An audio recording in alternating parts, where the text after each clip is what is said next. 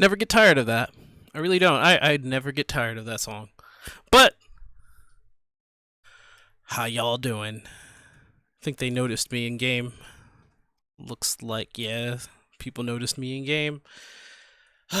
We need to find an actual royalty-free playlist because I'm tired of these not royalty-free playlists. Like, it's honestly getting on my nerves. So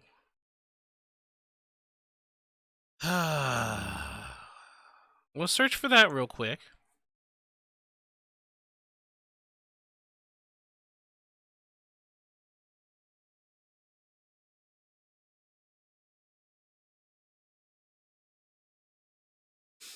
See if I can find actual royalty-free lo-fi. Maybe.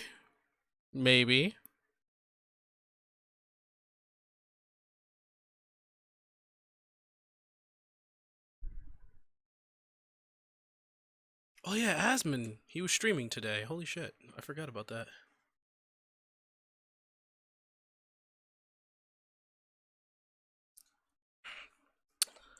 Let me see.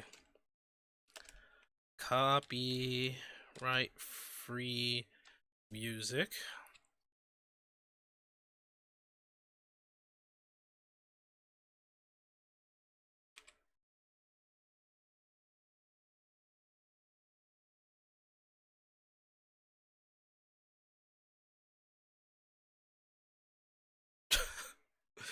They got trap, dubstep, trap, house, dubstep. I don't know what the fuck. Electro, trap, dubstep. Do not use no copyright music. What? Wait. Do not use no copyright music. Watch now. Best place for music on YouTube.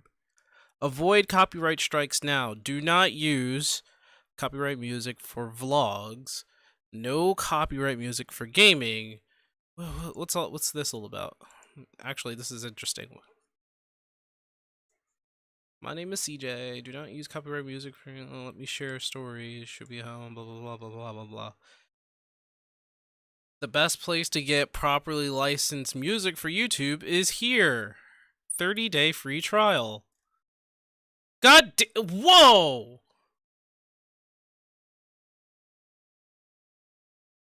What in the jeez Louise, man.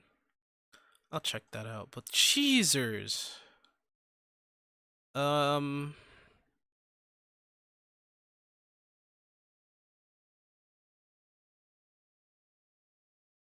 there's a lot of trap and dubstep in this one. Can I find like lo-fi? Can I find lo-fi? Lo-fi is like my favorite, please.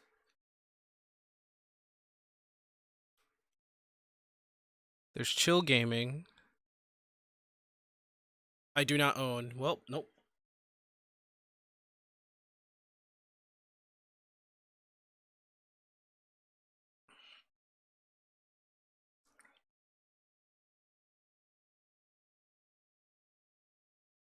Okay.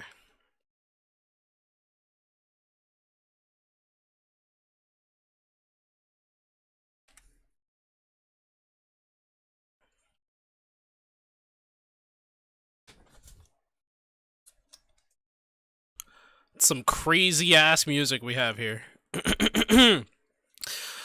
Huh, Lally Ho, what's up? How you doing, Steel Cow? I guess I saw you before, man. How you doing, man? And Greenman, welcome back. Garbage. Of course. Too high. Alright, just as the title said, we're going to be going through some Bard stuff. And I wanted to see if I can do my method of getting money. Hey, it's Chance. How you just do that bow?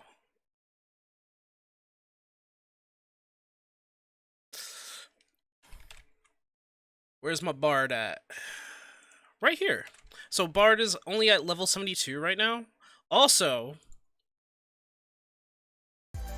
there we go.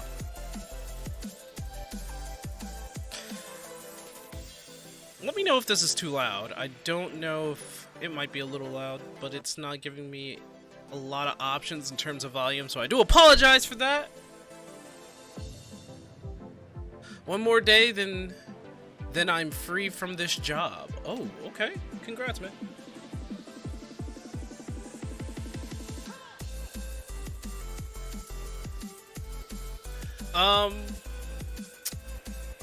Now, it's on a radio actually, and I didn't turn on the background music, but it's on a thing called NCM 24/7 live stream gaming music radio, and it's no copyright, but it's all dubstep, trap, EDM, and electro house. I don't know how y'all feel about that.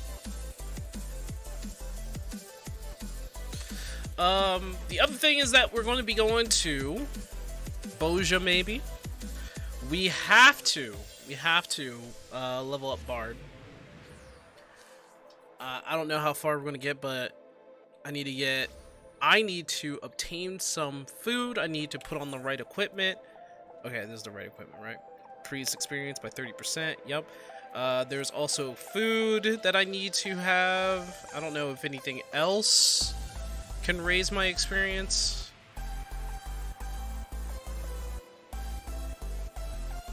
I wonder. Hey, hold on. You know what? Let's check something out here. I want to see copyright from gaming. Blah blah blah blah blah blah blah. Let me try. Cause that's a lot of trap music, bro.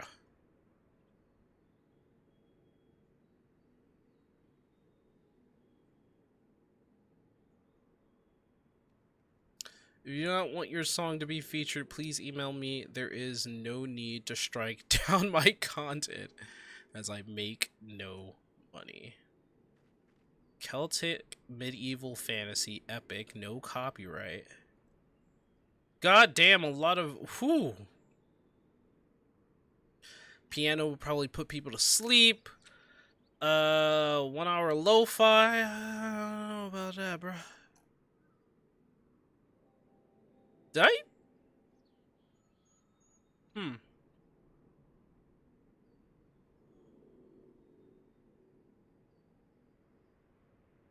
Wait. No. It went back to it. I need to find a way to control the volume. There we go.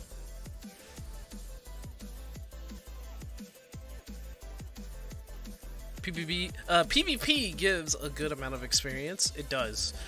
You know what else also gives a good amount of experience? Doing leveling main scenario, which goddamn I don't want to do. PvP does give you a hefty amount of experience, actually. Not a lot of people do it, but it does give you a hefty amount of experience. I just don't do it because it's like I'm not really interested in PvP. Like, I really don't give it my... Wow, I just saw that. I don't give it my best. I really did just see that. And I don't know which... I think it's... Yeah, Alliance Raid gives good experience.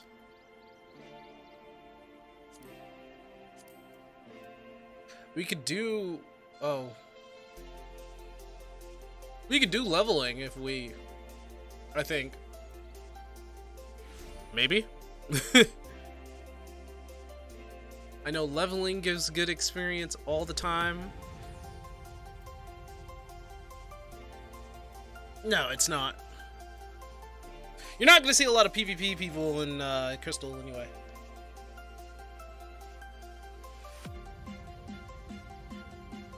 You go to the docks, there's nobody there.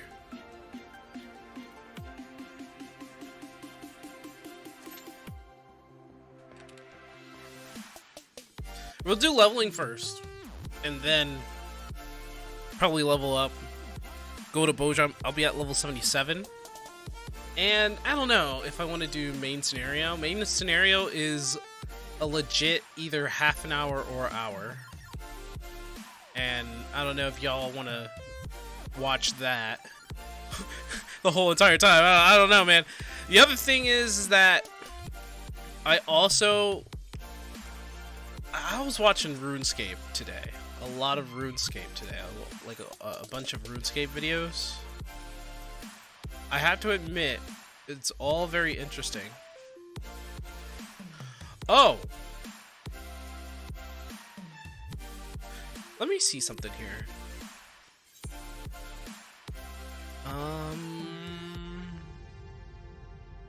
Assign them a job. Reset view attributes.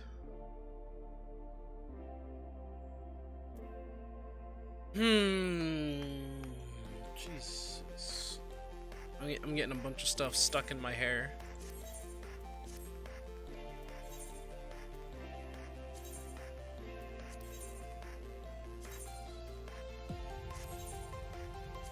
Wait, recall. Oh no, I put them into a thing again. Huh. I honestly want to... Man, I want Endwalker to come out soon. I have a retainer waiting for Endwalker.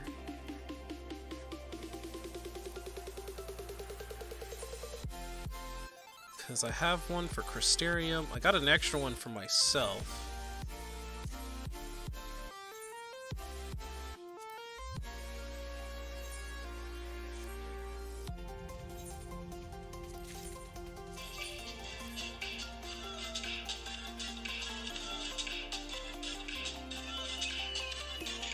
The number is verified? Hold on.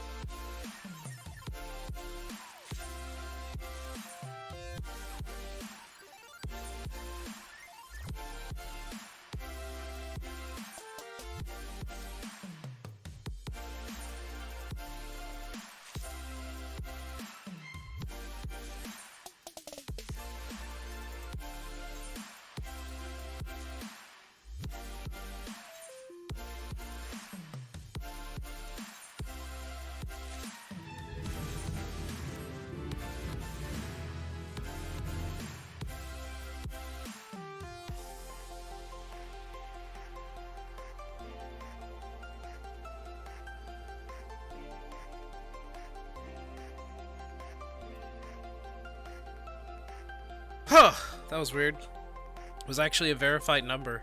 I think it was a person trying to get through like a survey. I've done one of those calls before. I used to work for a call center. So weird seeing another barred hotbar. No, it makes no sense to me currently. Oh, I'm sorry. Does this confuse you? Does all of this confuse you? There used to be more stuff on that hotbar. I was talking about it with my FC. They used to have a backflip, but the backflip's gone. How dare they take the backflip away? Now we don't. Now we don't have a backflip. We have this thing. It's not a backflip. This is not a backflip. That is not a backflip. Main scenario. Are we going through main scenario? I thought we were doing leveling. Grima, why would you talk about that thing? You know nobody wants to go through main scenario. It takes an hour to do. That is a guaranteed level, though. So I see where you're coming from. But if we ever do main scenario, we're gonna have like a video up there playing at the same time. Because it's boring. It's like, guys, we're going through main scenario. You know what that means? We're watching a video. We're gonna be watching a video. Alright, guys, we're gonna be watching a video.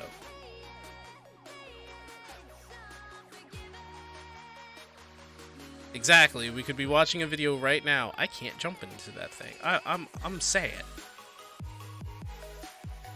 I'm saying.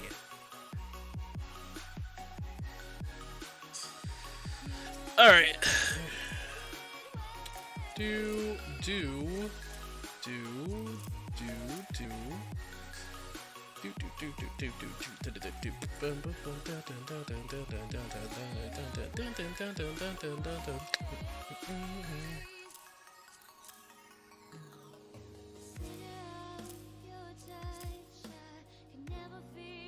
Weekly budget is 30K. I wonder.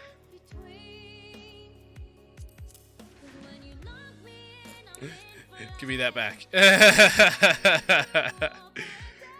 I was saying, I wonder. Give me that back.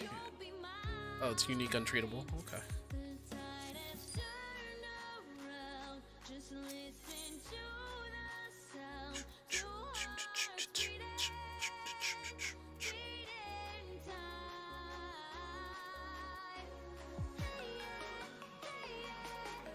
How is this not copyright free?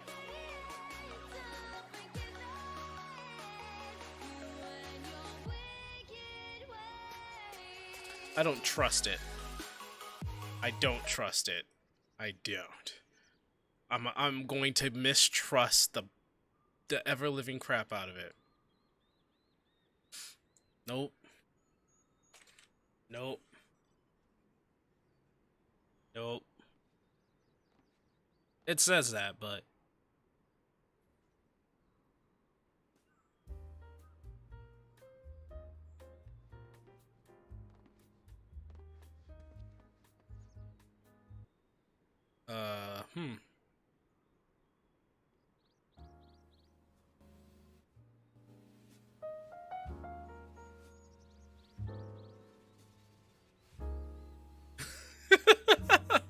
I just threw on jazz, dude. And I'm like, it's not bad. Oh, no. No, give that back. No. Nope.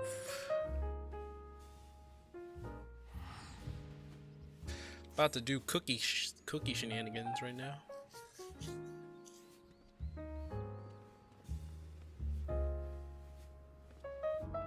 Pixies? I thought... No, I'm thinking dwarfs. I'm thinking dwarves when it comes to that stuff, but yeah, I keep forgetting about pixies. Are pixies available right now? I'm going to check. They should be.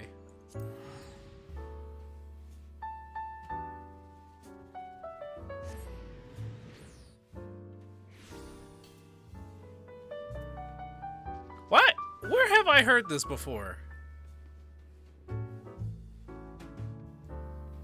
Oh look, paid mount. Oh look, paid mount.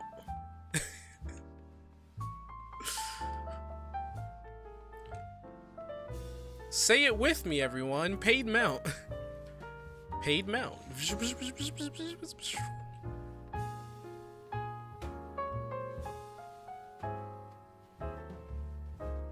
Like how... I think that was his friend, I don't know. I don't know. But I like how people show off the paid mount. What? But why?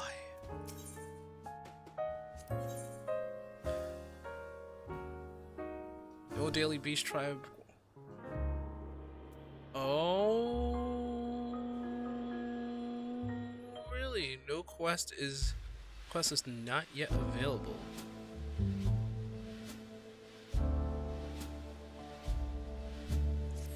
Why is that?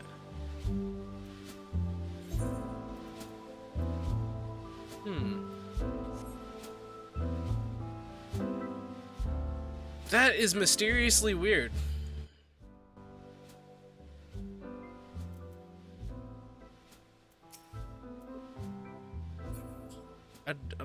Okay. Alright, well, guess no pixie quests.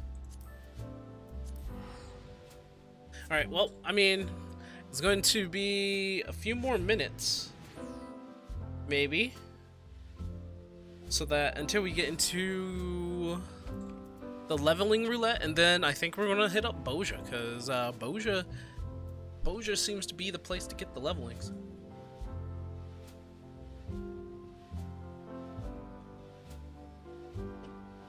In fact, let me try. I'm gonna see for a second if that's the case.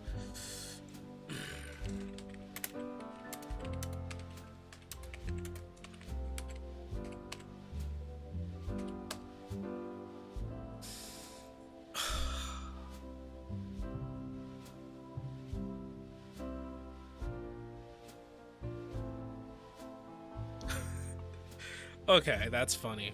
Who wrote this? The hunting logs challenge logs. When was this made? What? Free company? What? Deep dungeon. Beast tribes, true. Okay. Side quests. So the fastest way to level up someone would be levy quests, apparently. I did not know that.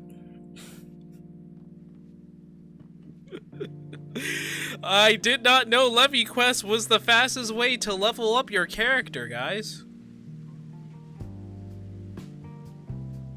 You know, it's not like people use their levy quest for other things, unless they're talking about crafting, then I have to agree.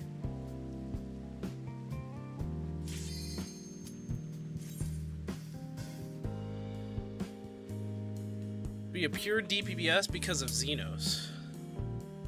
The fact that Xenos is playing as a Reaper pushes to reason to tell me that he's probably going to join our side. I swear he is.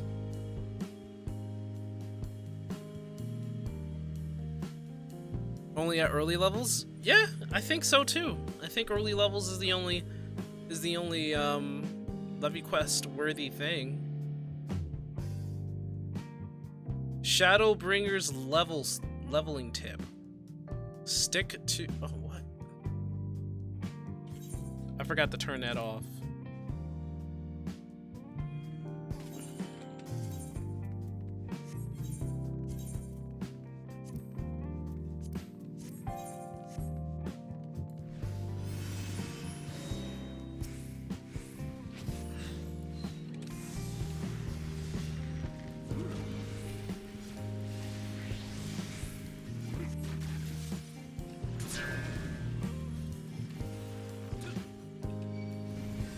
Nah, we're good.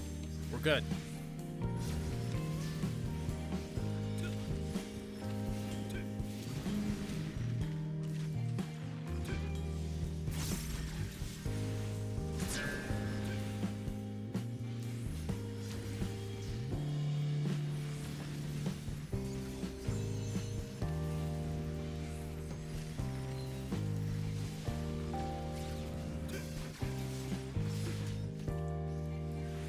What's up, Phage? Salutations yourself. How you doing? We're leveling Bard. We were trying to figure out, like, oh, what's the best way to level? And I just looked online for like 5 seconds, and they were just like, oh yeah, levy quests. And I'm starting to question the internet right now. Just questioning the internet.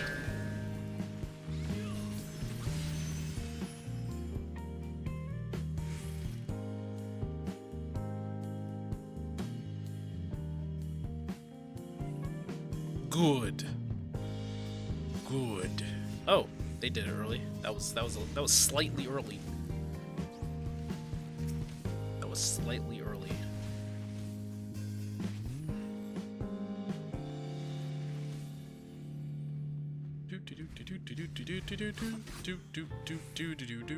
Aww.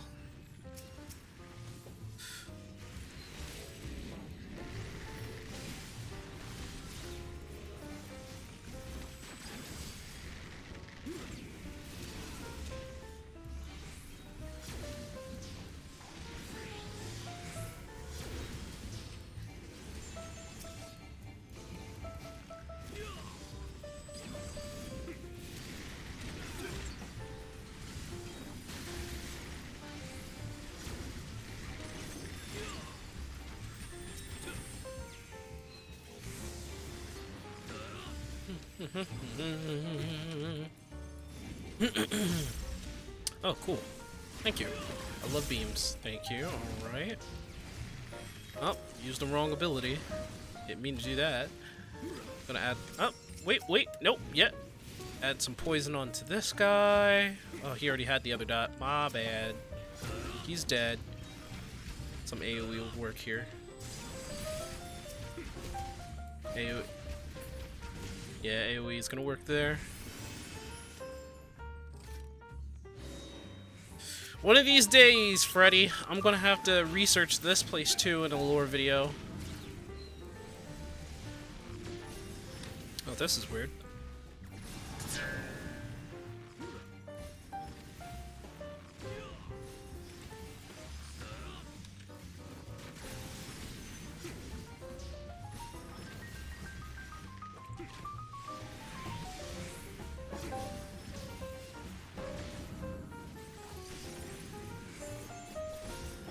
Okay, nope, I'm good, I'm good. Okay.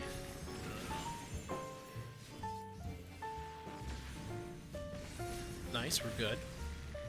Oh, there's another arrow.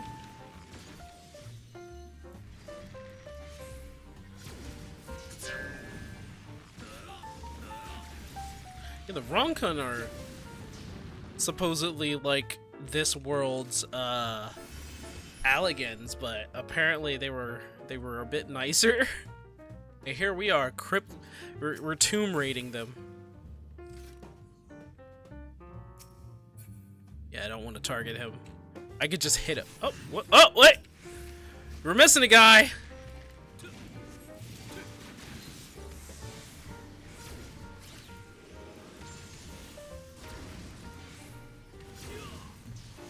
Oh, I didn't mean to do that. Okay. There we go. Oh my gosh.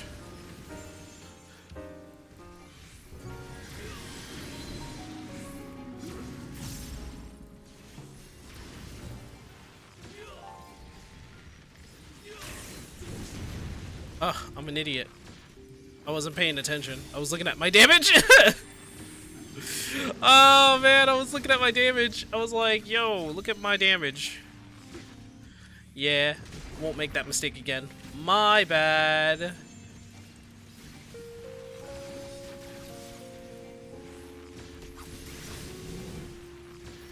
I think he has the Chimera body, this golem, probably.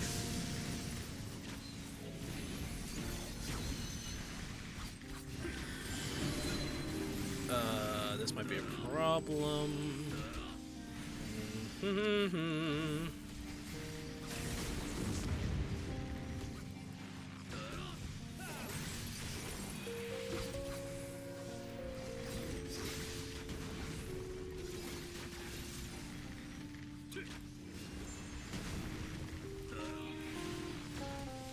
Oh no.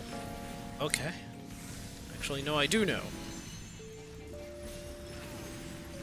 You know, sometimes, hear me out, guys. Sometimes, I'd be thinking that perhaps we shouldn't have complained too much when, I mean, when they had like cast times for their, when they had cast times, didn't make it, for their abilities. I thought Bard was kind of stupid in its own way. Yeah, thought so. I led you to a trap.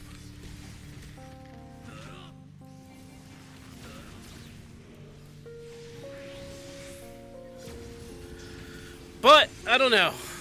I don't know too much about Bard and how it was in the past.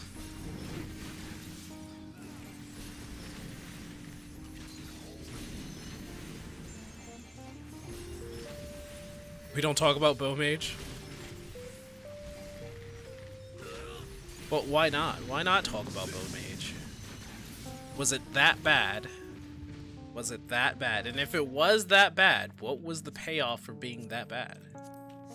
That's the question.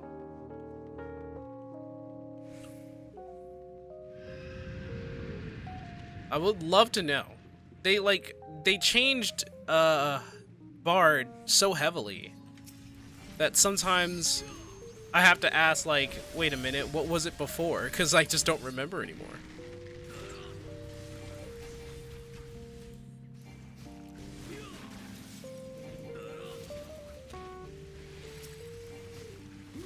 Ooh, this is gonna be...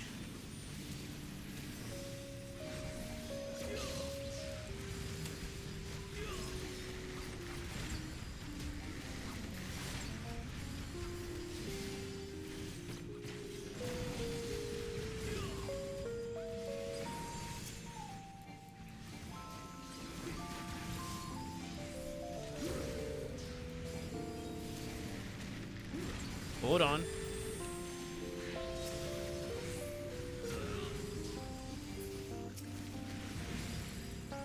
Hold on. I got this.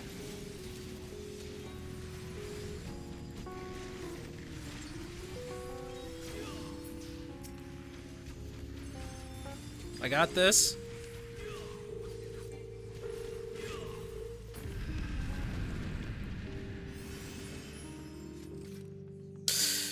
I like Blue Mage, who I wish I could use in more things, but I understand that most Blue Mages would be all over the place skill-wise, so it might be best to leave them out of the way, as they do.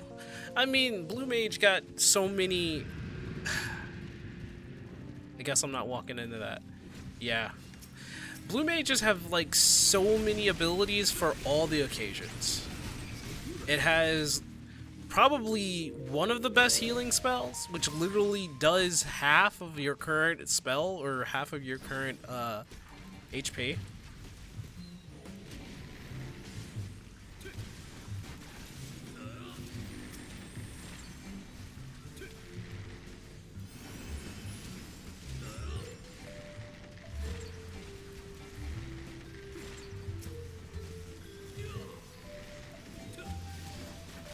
Oh my goodness.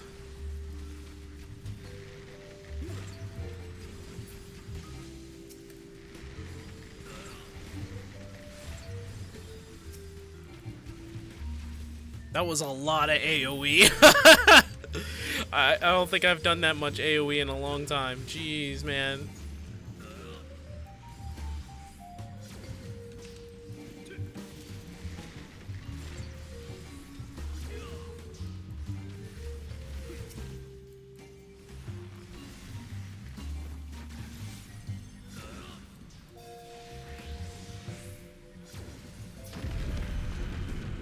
Nice.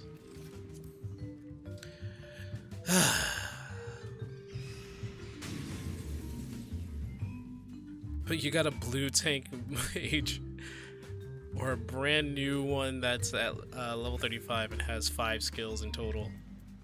It's too random. Yeah, the random and chaotic factor of blue mage. That's why they don't allow it to be like in a regular party.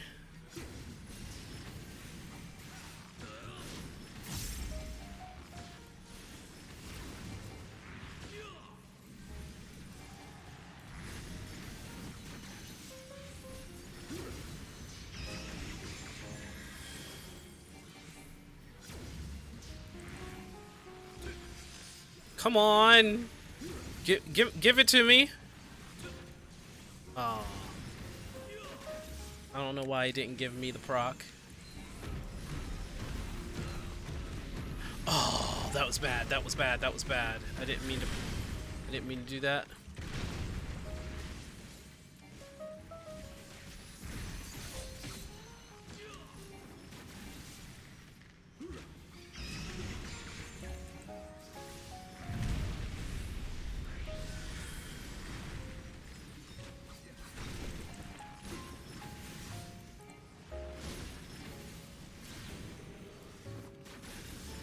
Yeah, now I'm down a song.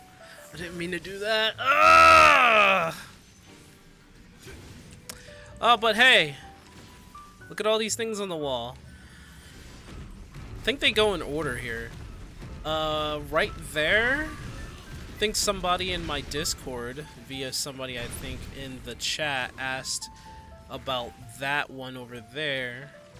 I believe, and I can only say this, I believe when Emmett Selk was talking about that in his point of view, it was that both Zodiark and Heidelin were ruling the laws of nature and basically the star together. That's what that is.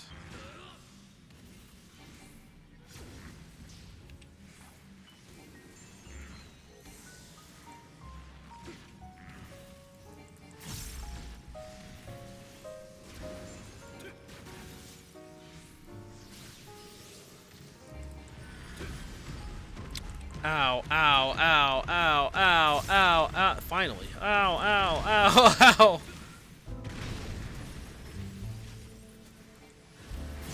Give me that last one. Okay. We seem to be good.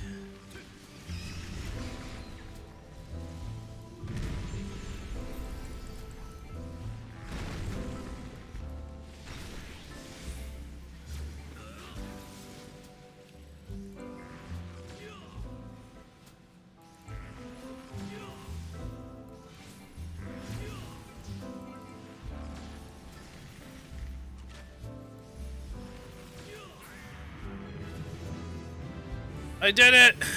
I leveled up, yeah! I'm at level 78... 77, sorry. I'm at level 77.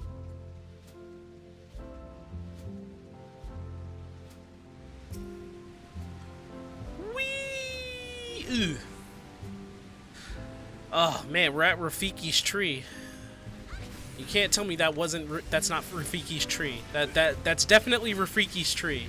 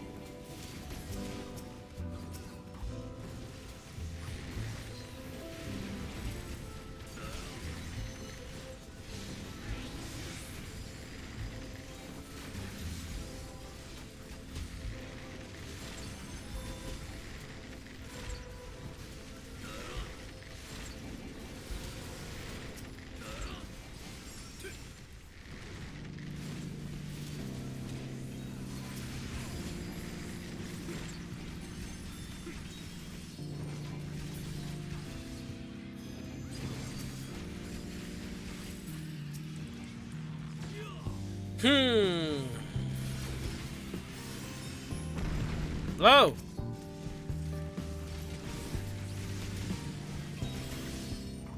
I forgot about that one.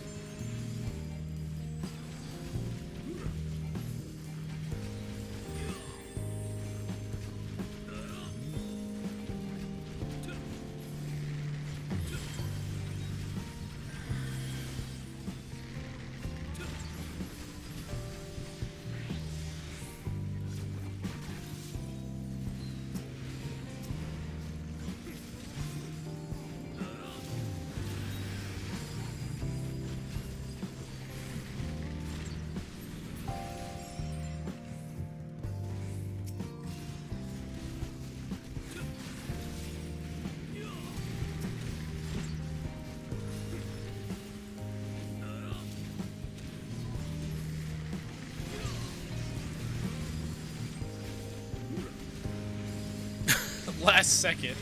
It's kind of funny. Alright. Okay, I would like more procs, please. Oh, that was the wrong song.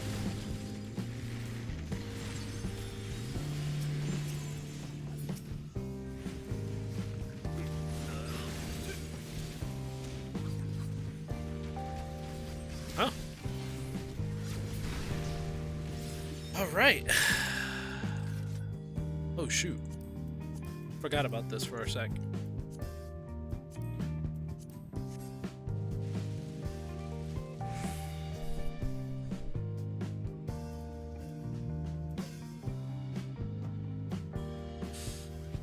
Alright. I think after this, we might need to go and refill on coffee, or at the least make some. Okay.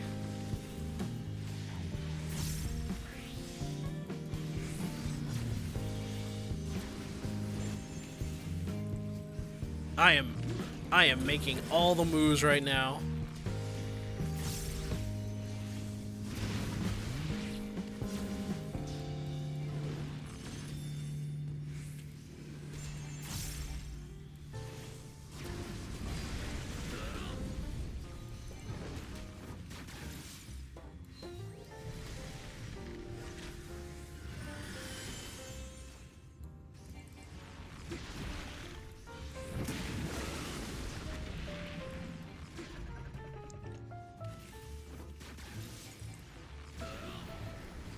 Yep. No.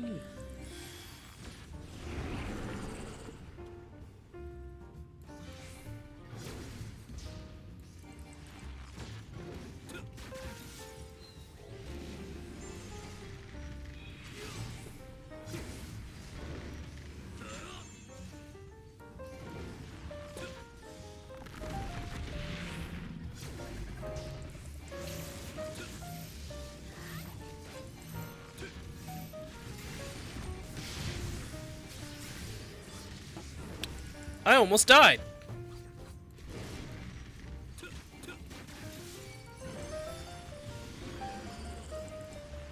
I almost died. I almost got trampled.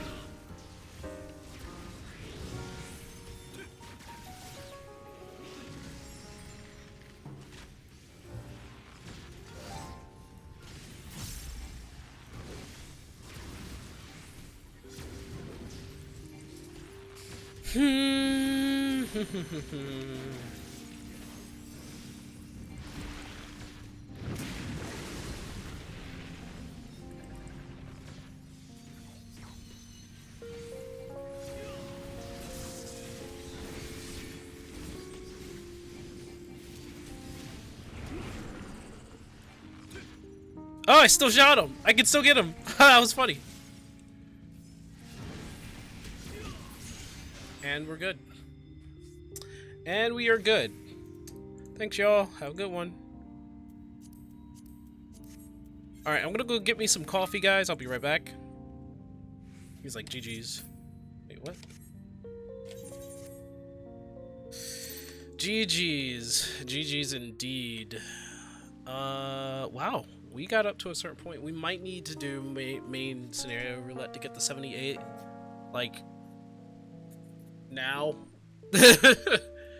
So let me go get some, not food, I'm sorry. Let me go get or start some coffee, and then I guess we'll queue up for main scenario and get level 78. And then, you know, while we're doing that, you know, we could watch videos while we're doing main scenario. I was thinking about, checking out and seeing, like, what other not other streamers. I'm like, you know what? If you guys want to, I'll even put in chat, not chat, but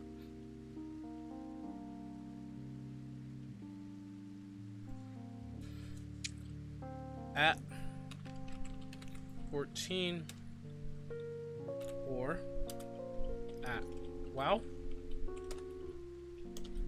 If anyone has a video I can watch on stream, leave it in the hashtag pictures, links, and videos, because we're about to do main scenario.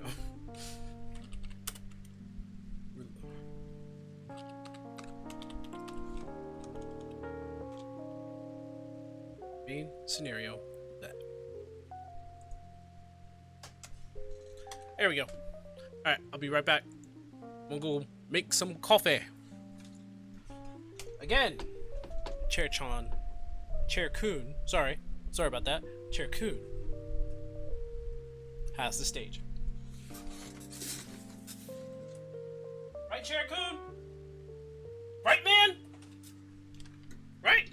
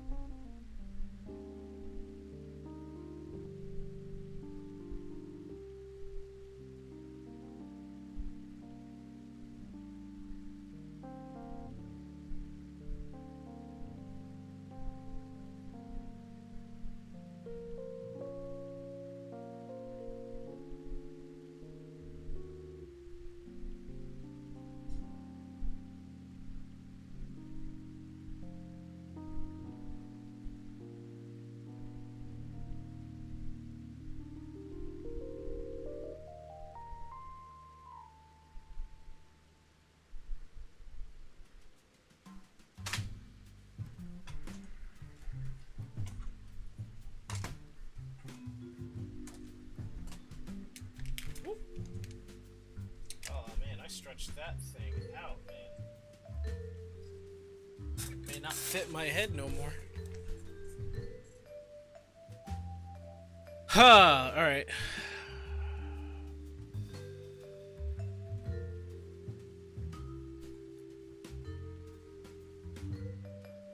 Wait, what's this?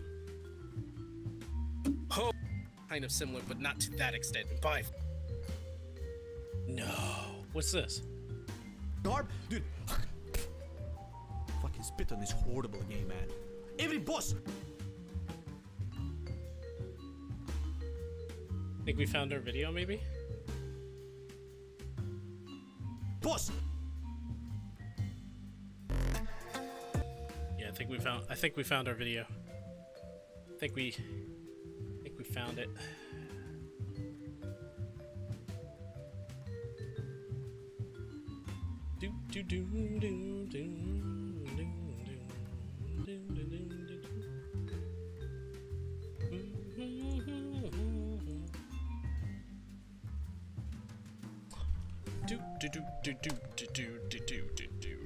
All right. Also, I think Volheim has also a new update. Anybody see Volheim's new update? Hearth and Home, I think. We check out Volheim as well. The heck? 6 months. Why do Gamigo kill MMOs? That is interesting. Who needs $32,000? I want to see that too. All right, we got a bunch of videos lined up.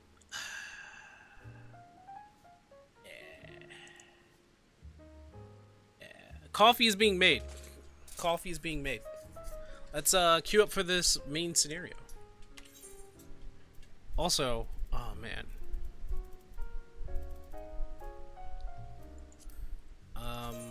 I want to do something about that.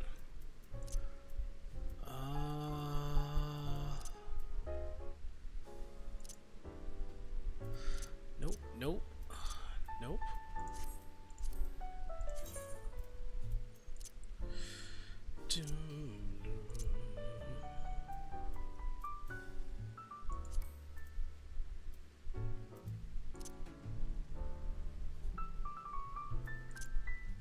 There are too many menus. Too many. All I want to know how to do is make that shorter. Man. Oh wait, I think I found it. Maybe.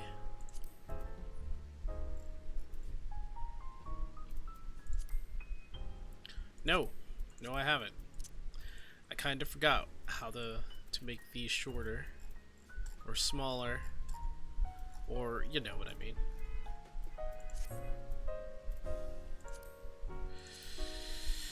Here we go. Boring roulette. 21 minutes. We can watch some of those videos now then.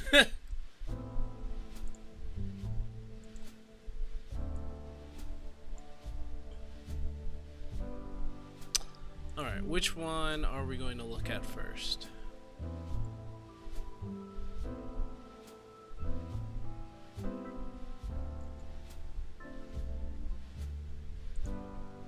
There we go.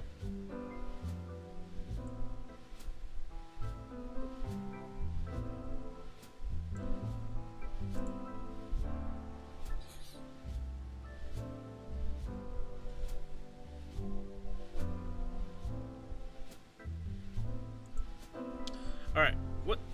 Oh my gosh. Pause. Oh,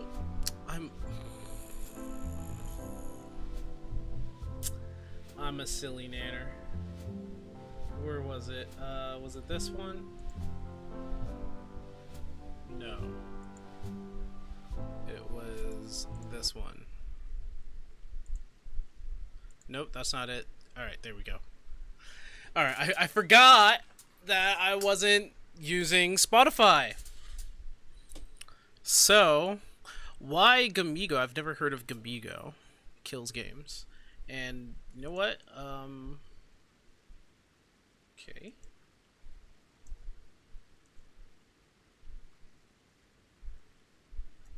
Can I control display capture, please? Thank you. That way I can see that. And I can do one of these numbers.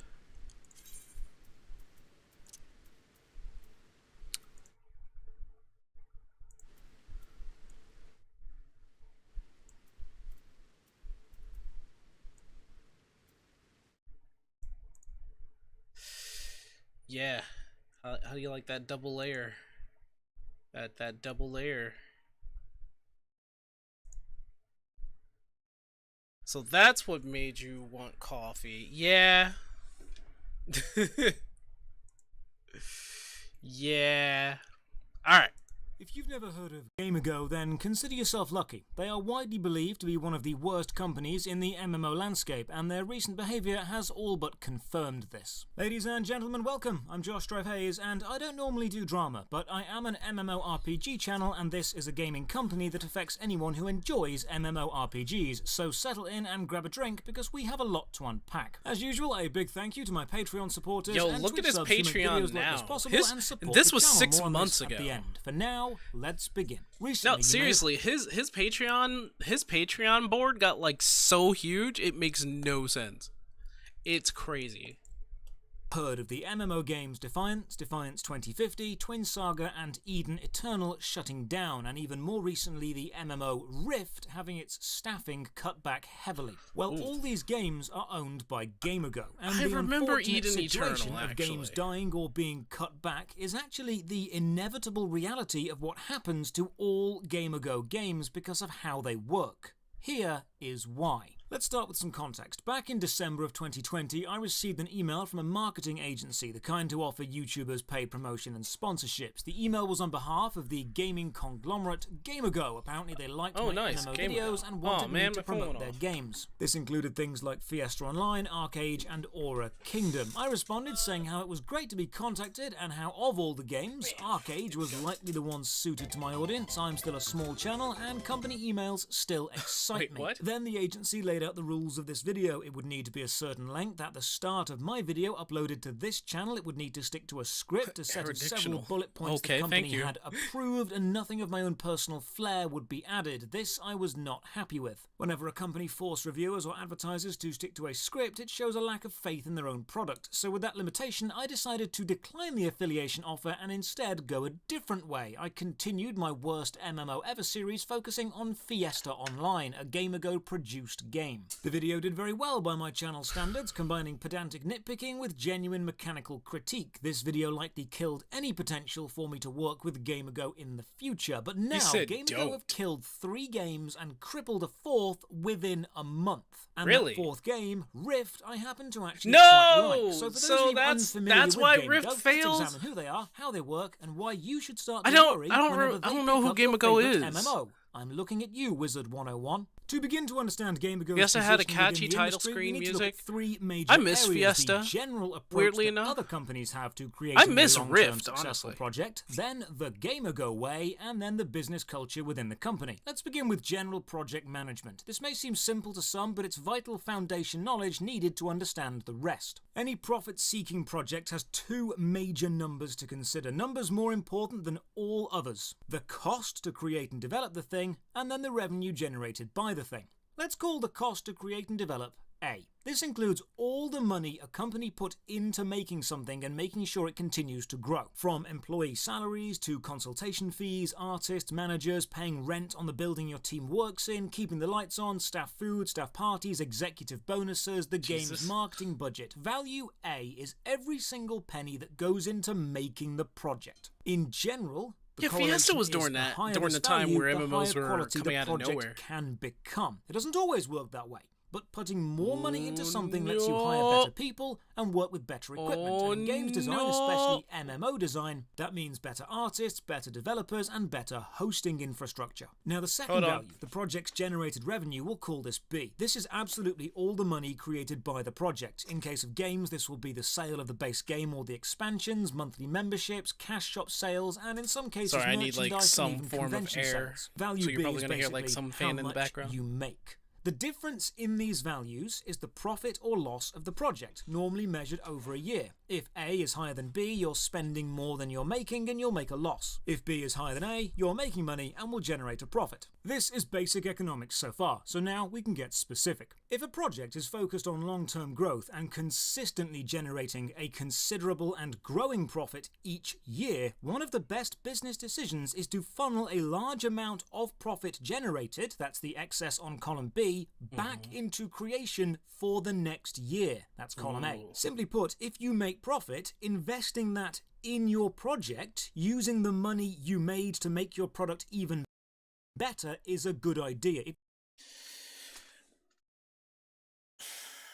He's not wrong. It's exactly how it works. That sucks. Give me a second. I'm gonna go get the coffee and probably go to the bathroom right quick. So where is it? The intermission button is right here. So give me a sec and I'll be right back. Let me just throw on some actual good music.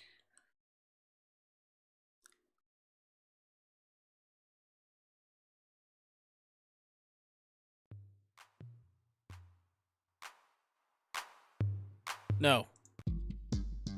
No. Wow, you guys failed me at every turn.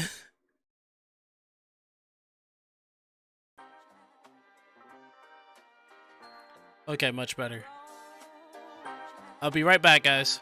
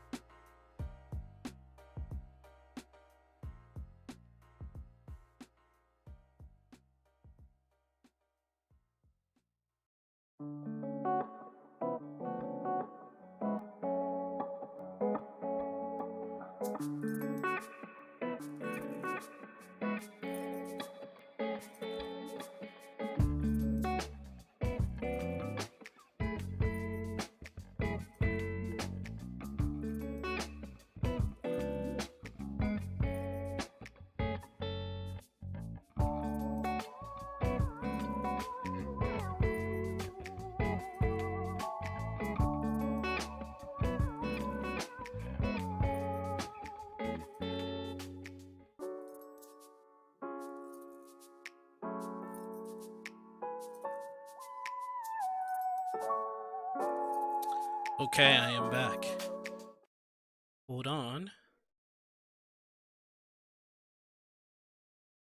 Oh wow, we're in 6th place.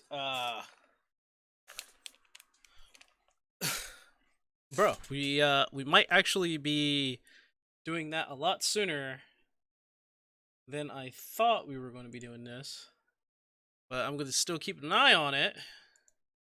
If you're focused on long-term growth and creating the highest quality project you can, and you believe this is a sustainable thing to do, then you actually want these two bars to be relatively close to each other. The more you invest, the better the game becomes, and so the more it generates. It's a positive feedback loop. However, you will notice I've used the phrases long-term and high quality, and this is where the problem comes in, because these are factors ignored by GameAgo, because they have a much more insidious business model. It works because it generates vast amounts of profit, but in the process, it destroys the game. Let me show you. GameAgo are part of the MGI Group, which are a global merger and acquisitions company. These companies generate massive profit by buying smaller businesses or projects and maximizing revenue from them over the short term, and it's this short-term profit focus that causes the damage to the product in the long term. And here's why. When GameAgo buy an MMO, like Rift or Fiesta or the recently acquired Wizard 101, they look at these two bars, Wizard money spent and 101. money generated, and they have effectively two. Well, and oh, there's no sound. I turned it off. Full party. Oh, yeah, this. Oh, we got the long one. But our plan is still in tow, guys. Our plan is still in tow. Hello, hello. Well, that was a coincidence. Illidari Shinku. Hey, how you doing? Oh, my fellow Illidari. How you doing? How you doing? Not sure how many people are here. It's small. My streams aren't all that big. This is a small, chill little stream we got here. Isabel, what's up? How you doing? There is no sound because I turned it off. We were watching a video, but the plan is, because main scenario is incredibly boring, I will be putting a video like on top of me. You guys could enjoy that while I'm doing main scenario. So we're going to get to that real soon. So give me a second while I fix that up and get past this damn cutscene. Oh, the boy.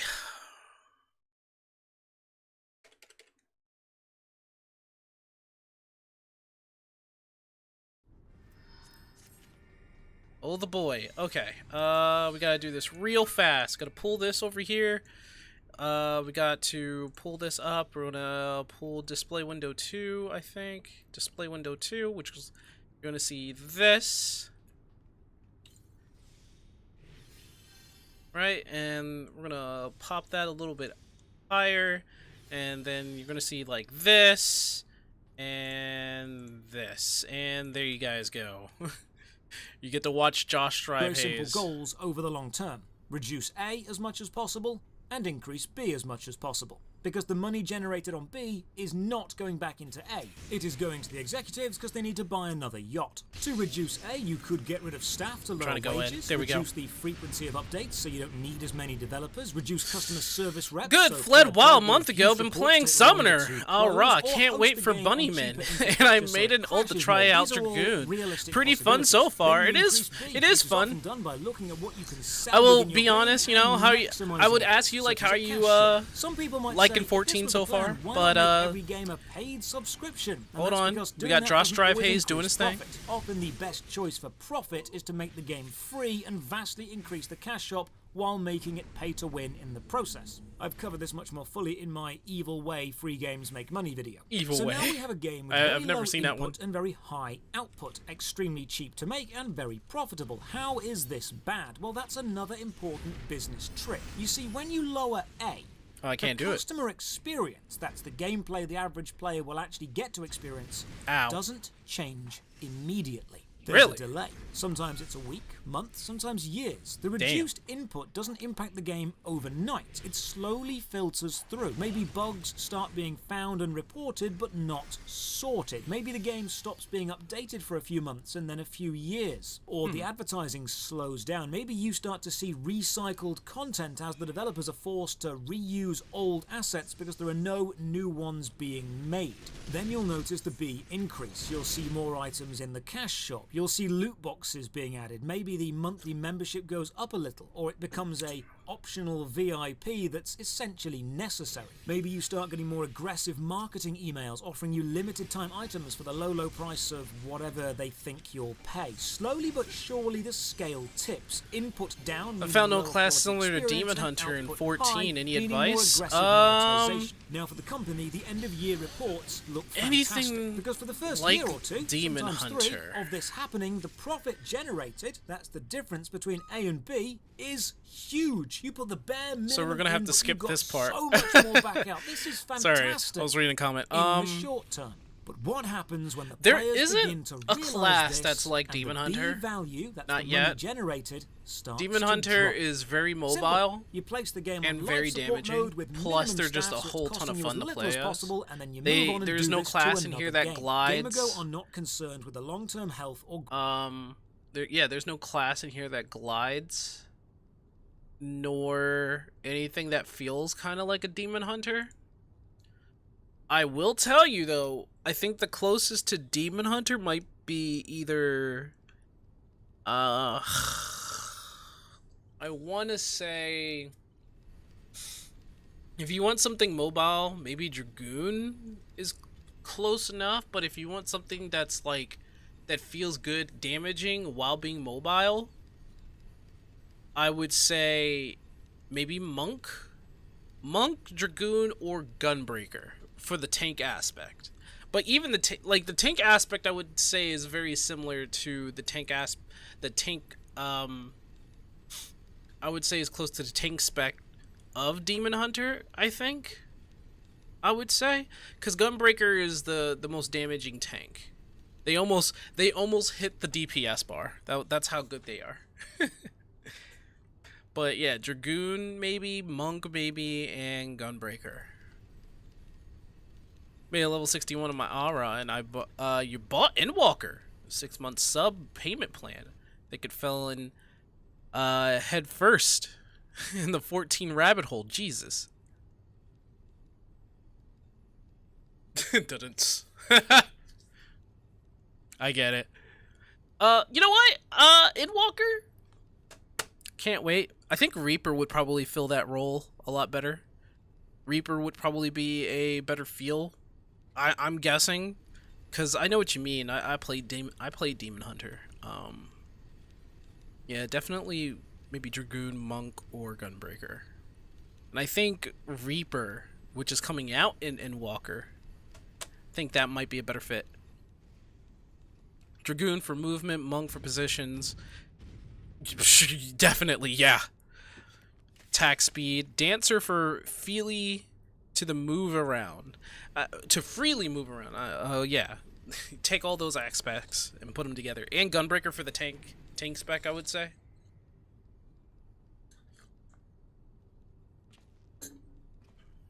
You're not even in the fight, Sid. Shut up. Growth of a game because that isn't their business model. They buy a game, vastly profit from it in the short term by exploiting the cash shop, then move on to another. It leads to a very specific workplace culture, which could probably sucks, accurately man. be described as a graveyard company, a place Yeah. where once great games go to die. Not just a peaceful, dignified death, but a hideous, monetized death, desecrated shells of their former greatness. That From the sucks, public man. acquisitions records we can find, we can see that GamerGo buys small companies, advertise the games they acquire in the short term, then ultimately let go of a high percentage of staff and expect the remaining ones to pick up nearly double the workload, while at the same time adding in a cash shop and pushing the items in it. Then they will either sell the now skinned company for a quick profit, using the reduced cost increased revenue to overvalue what the company can actually realistically do, or keep them as a portfolio piece to show off how many games they own. When Tryon ran Defiance or Rift, they had a team of Damn. over 100 people working on them you could find on LinkedIn. Now, GamerGo own those games, and through trawling forums and the LinkedIn pages, we can see there are barely 10, plus a handful of the most basic IT support staff. As for Fiesta Online specifically, the reason it Fiesta, look doesn't at get that. developed or any major updates is because it doesn't bring in enough profit. It's actually a smart business decision for them to let it sit idly by. The reason that games are treated as purely business decisions or maths puzzles is likely due to how the upper GamerGo management don't actually believe in or focus on the long-term success of any of their games. They don't seem to know what makes games fun or good or sustainable, and even if they did, it And wouldn't that's match why their people business hate model. 'em. They just see X increase in profits this year as a good thing, and they ignore all the effects on whatever game they're ravaging today, or if those profits are sustainable. Because even if they aren't sustainable, you just move on to another game. They have no connection Oh to God, the what the games, fuck? Oh my just Jesus. the profits. Some of you might be screaming about how they'd make more money in the long term if they invested in their games, and while you might be right, consider the following risk. If you could risk making 500k a year on a game, and have that game become popular and sustainable and well loved, but remember there's always a chance it might fail. Or you could guarantee that you'll definitely make 500k in the year, but in doing so you will absolutely destroy the game and make sure it never becomes popular again. Which would you choose? If you Damn. love your game and think it has a chance at long-term success, you will put your heart and soul into it. If Yep. you are a soulless corporation and simply want profit, you will happily kill the game every year knowing you can just buy more. Can I say like one thing about businesses and game companies? Like, it's such a divide, really. It's such a huge divide. It makes me sad when they have to cope with each other, they have to work with each other, but at the end of the day, it's the giant company that really makes the rules, you know? They're the ones who give the orders, right?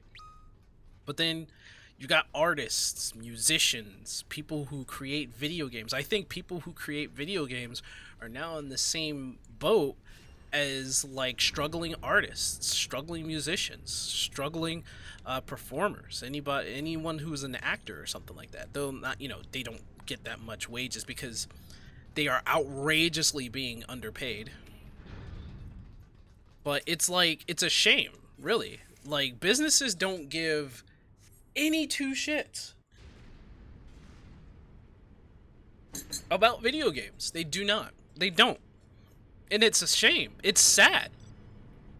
Like, what if one day Square Enix, like, maybe their president changed, right? Maybe the old president retired, and this new president came in and just was just like, we're going to become a gambling company now, or we're going to throw in casinos. We're going to make so much profit at the end of this.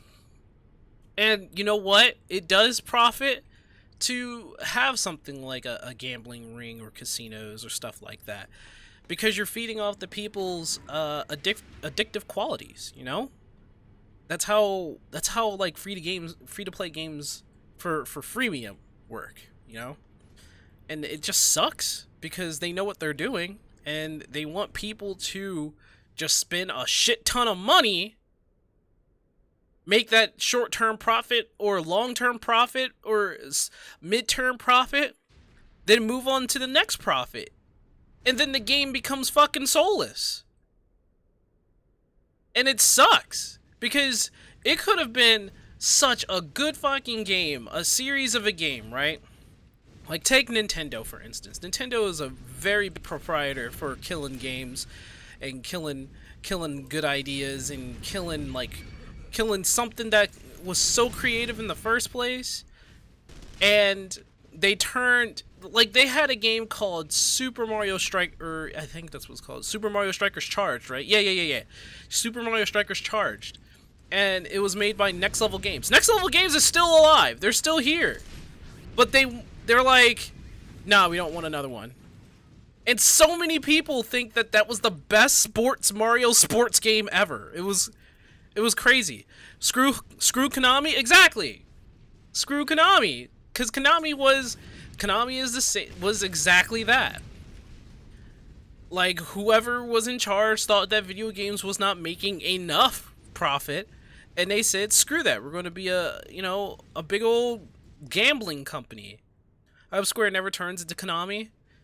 Oh man, if Square ever turns into something of a Konami base because of profit, then, like, my hope for video games will die. Like, Nintendo's already doing it for me. They're already killing it, because I don't know what happened. We got a new president called Doug Bowser, and he has done jack all. He has done jack all. He is no Reggie Fils-Aimé. And I'm not saying this to hate on the dude, right? Like, he didn't really do anything, but that's the thing, he didn't do anything. He didn't do anything. He's not doing anything. It doesn't seem like he's doing anything. Like, Nintendo doesn't like their tournament rings or anything that is involved with tournaments. They hate the Smash community, and I don't blame them. They now hate the Splatoon community because they stuck up for the Smash community. You know? New Super Mario Bros. 2 paid DLC to play new levels. Yeah, that's a thing, right? That was a thing. All good things must come to an end. It doesn't have to. That's the thing. All good things come to an end eventually, but it can go out great. It can go out on like a giant big surprise or something big, right? Like, it's hard for a business to go out with a bang and leave a legacy. In fact, I don't think there really is a company out there that has gone out with a bang and left a legacy that was amazing.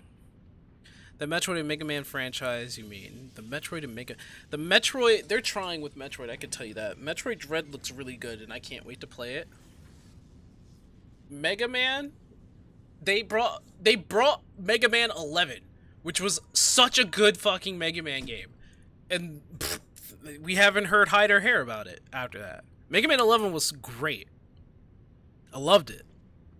They brought out 9 and 10. I like them too, but I'm more retro. Kids today don't really get into retro. I'm an old man, I know this. Mega Man 11 looked great, but again, kids are not really into that, and kids is the biggest demographic for video games all over the world. So what attracts kids? Well, you got to think about the stairway effect. So this is I like to call this the stairway effect. You have envision stairs in front of you, right? And the stairs start splitting off in different directions. Okay? We were at a crossroad, right? When we started stepping on the stairs, we had like Pong and Tetris. Then the stairway started going to different ways, right? But it was only 3 ways to go: platforming, puzzles, sports. Doom came out, so FPS. So we have 4. So now it splits off into these 4 things. However, platforming games just took over because, Mario and shit. But because of the foundation of the games in the past, we had simpler games back in the day. Cardboard controllers were a thing Switch did. I think they were trying to make out with, like, being cheap as hell when they did that, or they were trying to be creative.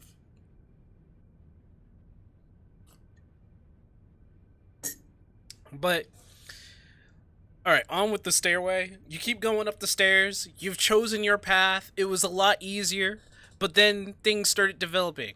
3D platformers, FPSs evolved, platformers evolved, puzzles evolved, FPSs evolved. But the thing about the FPS is that it went further, and all it did was start having a giant girth. It started taking over. Platformers wasn't as popular no more. Puzzles is a good side thing for adults. And then you got sports. Sports also obtained a wider girth. They had good marketing. It was smart. It was really smart. But then it was easier to make sports games in FPSs, like back in those days, whether it's third person or first person, right? Shooters. Let's just say shooters. I'm sorry, I should have said shooters in the first place.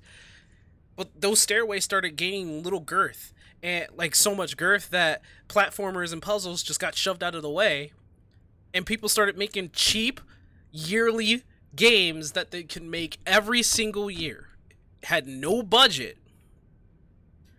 And to those who are like, oh, we can turn it into a battle royale, and we could turn this into a thing that we can make yearly so that they can buy it every year.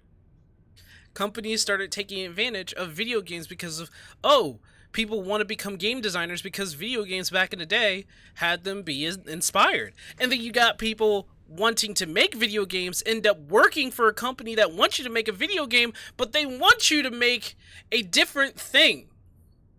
You're not making your dream video game no more. You're making their video game, and it's a giant piece of garbage. But the thing is, kids will play anything. They will play absolutely anything. Why are they playing Minecraft? Honestly, Minecraft was very clever. It's a very old voxel. I mean, come on, the graphics is still the same. They changed it now in the newest update. And they changed it over time, of course. It was never always the same, but it still looks like a very basic game, but it has so much freedom in it. And then Fortnite is the biggest question mark for me, because it's not really, I mean, I don't find anything interesting in it. Some of you guys may like Fortnite. I don't really. That may be the old man talking, but I just don't think I find it exciting. I really don't. I don't find it exciting. Like, I know a lot of people love to do repetitive things, but it's way too repetitive. Like, we're talking about, doing the same thing over and over, right? And the argument here is that, games in the past was the same thing. It was repetitive. And it being repetitive was the thing. Replayability of a game was the main point, which is the reason why you had games that were like really hard, like Battletoads, so that it frustrated you to the point where, oh hell, I want to beat this game, but it's too hard. Fuck, I want to keep playing, and you kept putting quarters into the machine, and the developers deliberately made it hard so that you can get more profit out of it. I'd say they accidentally made a fun game in Battletoads, but it was made purely for profit and frustration. It's an arcade-based machine. I think the only tried and true video games, honestly, nowadays, are fighting games. They are like the only tried and true genre, honestly. But it's not like they don't have their poison too. Some of them also, no, a lot of them, especially like Street Fighter V, has like their DLC and their bullshit. But I can find more fighting games that are, tried and true what they're made to be as fighting games, rather than, fucking cash grabs. Because at the end of the day, Capcom still supports Street Fighter V. They still support the tournament scene. Whereas, like, shooters and all the other shit, they're there for definitely for the fucking cash grab. Fortnite became a thing when their main game didn't work out. The battle royale part of it was was something free on the side, whereas their main game wasn't even being played. Every time a new version comes out, the DLC from the last game is still DLC in the new game. You know what? You're right, because Capcom did this thing where they were like, Street Fighter 4, Super Street Fighter 4, Ultra Super Street Fighter 4, Super Street Fighter 4 Championship Edition Deluxe. And I'm like, bro, how many versions of the same? And they did it for Street Fighter 3, they did it for Street Fighter Alpha, they did it for Street Fighter 2, how many versions of Street Fighter 2 are out there? Too many. Too goddamn many. Too many. They're gonna touch it. This is between cutscenes, walking part, and oh, okay. I was wondering if I think they did it for Mortal Kombat as well. Mortal Kombat had a different problem. Skyrim definitely, yeah, Skyrim definitely.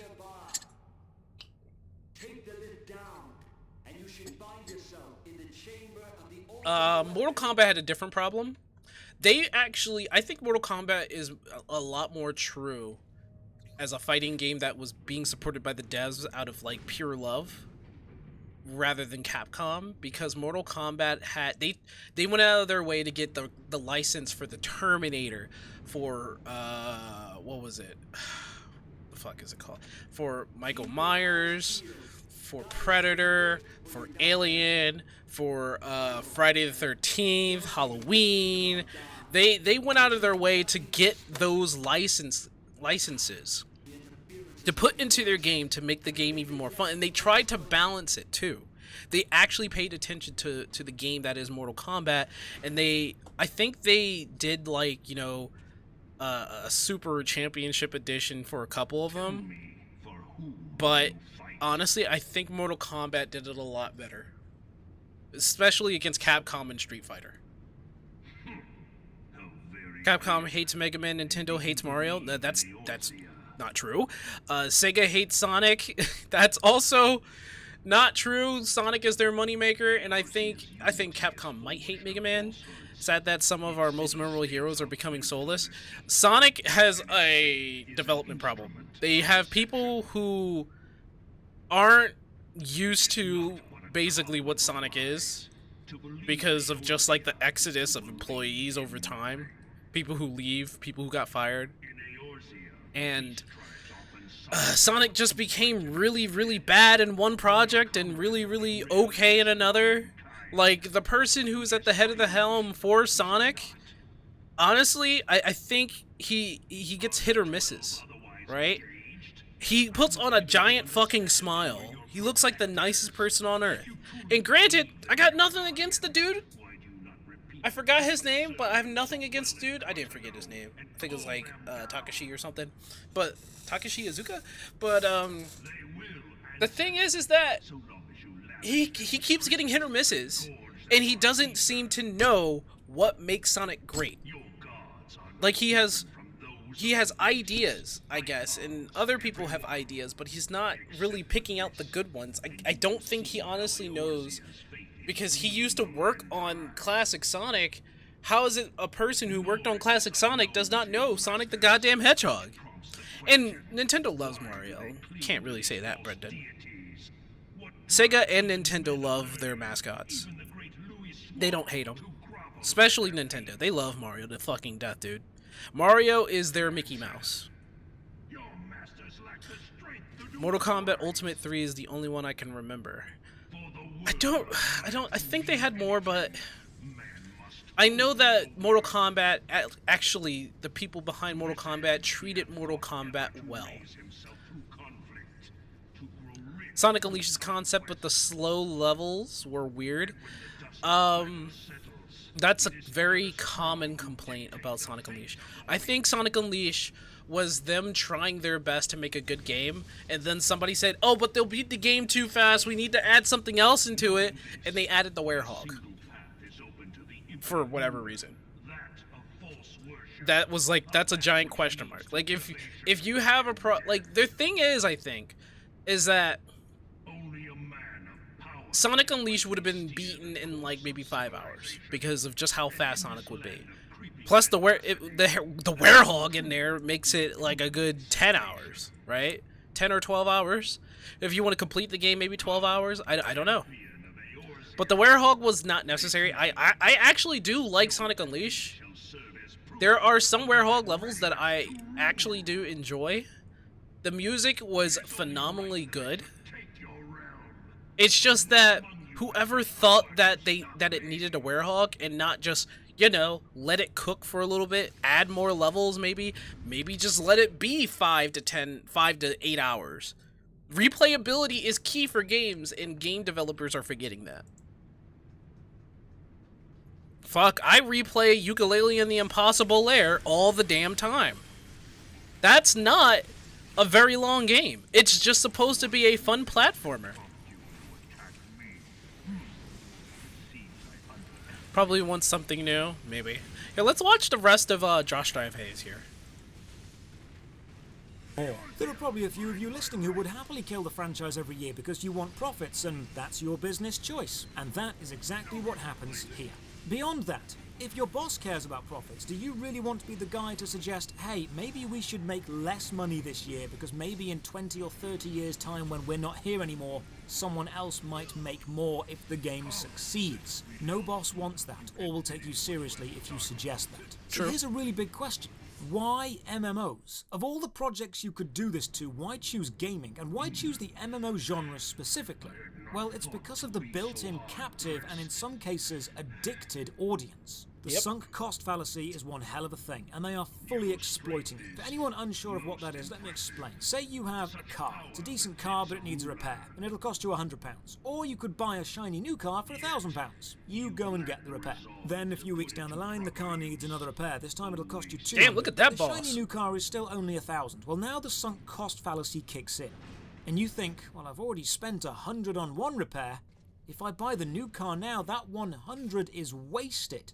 So you spend the £200 on another repair. A new expense now to justify an old one. This happens. This plays in. Why did we let him walk away? I always question this scene right here. Why did we just like not hit him or kill him? Like whatever. Like what happened? The sunken cost fallacy is such a real big thing in gaming. It's huge. It's an absolute huge thing. To say that gamers have been manipulated in some form or fashion isn't even like the tip of the iceberg. It's nuts. Absolutely insane how companies that are just thinking about profit will use manipulative tactics to honestly get the most out of their game and turn that game that's $60 to something that now is probably more than just $500, right? Somebody would like, have anybody heard about the dude who spent $250,000 in Black Desert? That shit's insane. Which you will not. But it would have been easier to kill Gaius during the long monologue. That's why people don't like this so much. This cutscene, these cutscenes, and so much. Like, I hate the cutscenes, really. Back in the day, people just wanted to experience the cutscenes and see it for themselves, and that's fair. But I fairly just do not like these cutscenes so much. Like, why have them monologue and not have the hero just cut him down? Just makes no fucking sense. But you guys got to think about it. I mean, if any of you play a free-to-play game, the bait is that it's a free game. Then they dangle second bait in front of you, which is the prospect of perhaps getting further for only a couple of bucks. 1, 2, 50 cents, $5, something that you could just throw away because you're not really using it. You could have used it for McDonald's, could have used it for food, you could have used it for gas, could have used it for anything else. You could have saved it for a rainy day. But you decided to spend it on a loot box, some in-game currency that doesn't matter shit all. My friends are two of my friends are absolutely addicted to one particular free-to-play game, and it's only because the game is being nice to them. It really is. It's just being nice to them. Why? How did you get hit by all 3 of the lasers?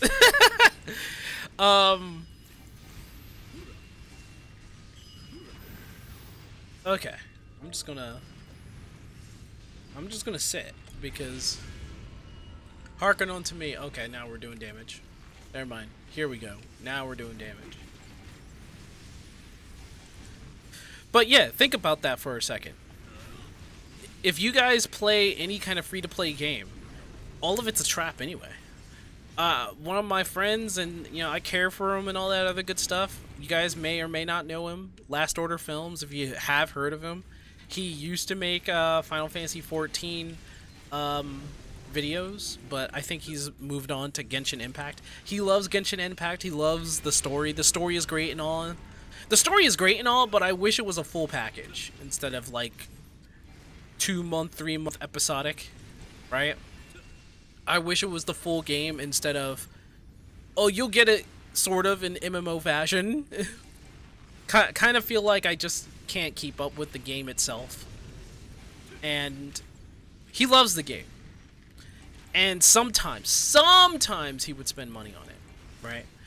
Then there's my best friends who like something of a mobile game, free-to-play mobile game called Final Fantasy Dissidia Opera Omnia. It is so nice to you that you don't have to spend money on it at all. And anybody who has self-constraint, like, you know, someone who can not spend money and just play the game for what it is, and just sink hours into it and spend all of their time playing that one game, you just got hit by a twofold trap. So free-to-play people will play a free-to-play game for an extensively long fucking time because they want to get the prize. They want to sit down and grind and actually get the resources so they don't have to pay for anything.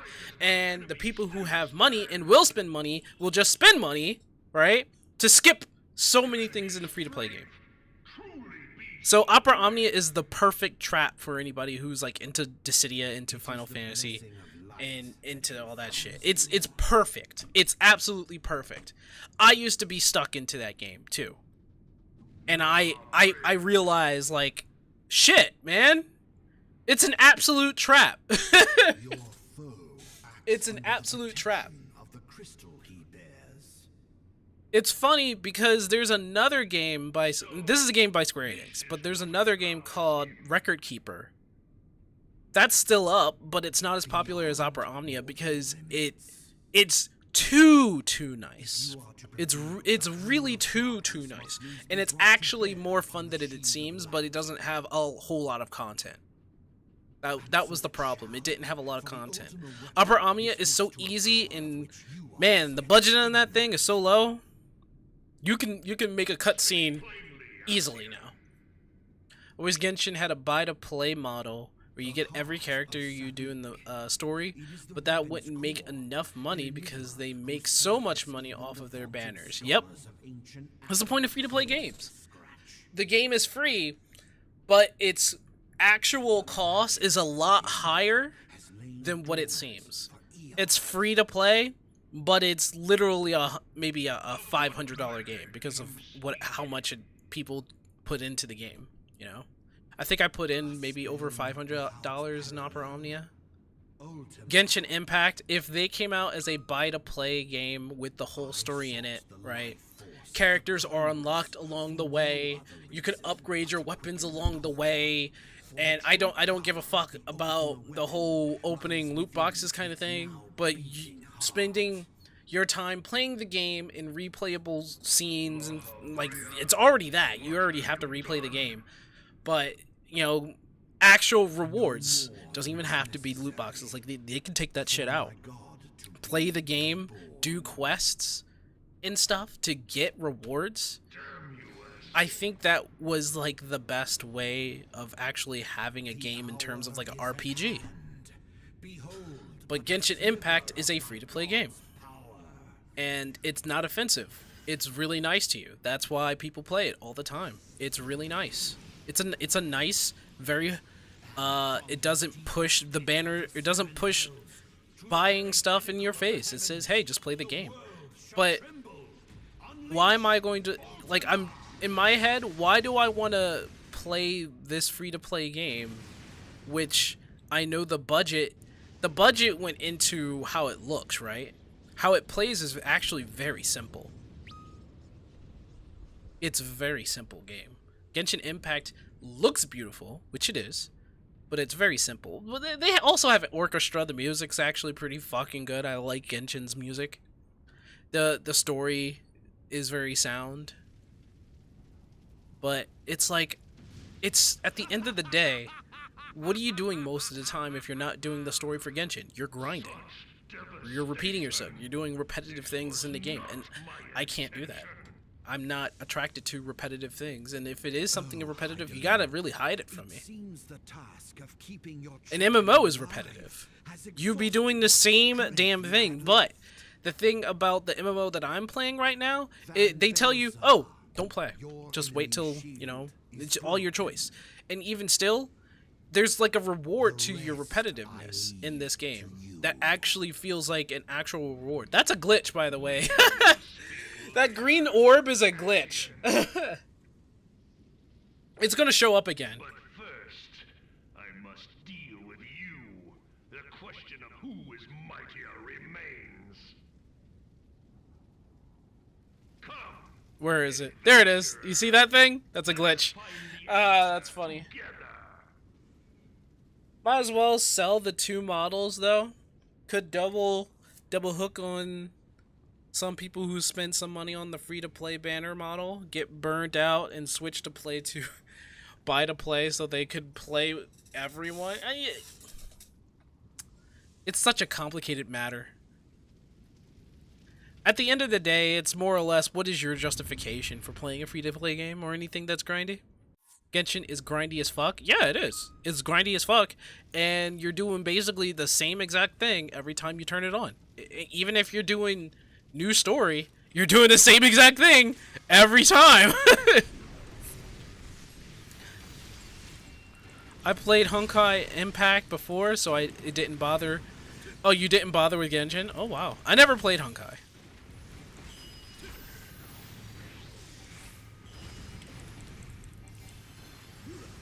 Happens again and again and again until eventually you have spent more money repairing the old car than it would have cost you to just buy the new one. Why? Because every time you choose to spend another 100, you're not thinking about just that 100. You're thinking about all the previous money you've put in so far, and not wanting that to be wasted, you keep spending. This is the sunk cost fallacy. Exactly. Idea that it sucks. Because then you'll look at your bank account, and if you really pay attention to your finance, you figure out, oh fuck, I spent so much money on stupid shit. Style feedback loop. These will all be individual videos because the psychology of game design is fascinating, and you have created an environment perfectly designed to trap players, especially those with addictive personalities. Yep. You need to look at the comments section of my videos to see no matter how bad a game is, how greedy the company, or how toxic the experience, someone will defend it and someone will spend money on it. Yep. The MMO genre is exactly. the perfect that genre is to exactly do this because it. hardcore players will accept people so will much people they will finally accept it. break.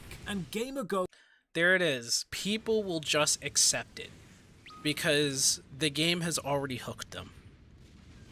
I am like the only person in the group of my friends that just I can't do free-to-play games. Not anymore.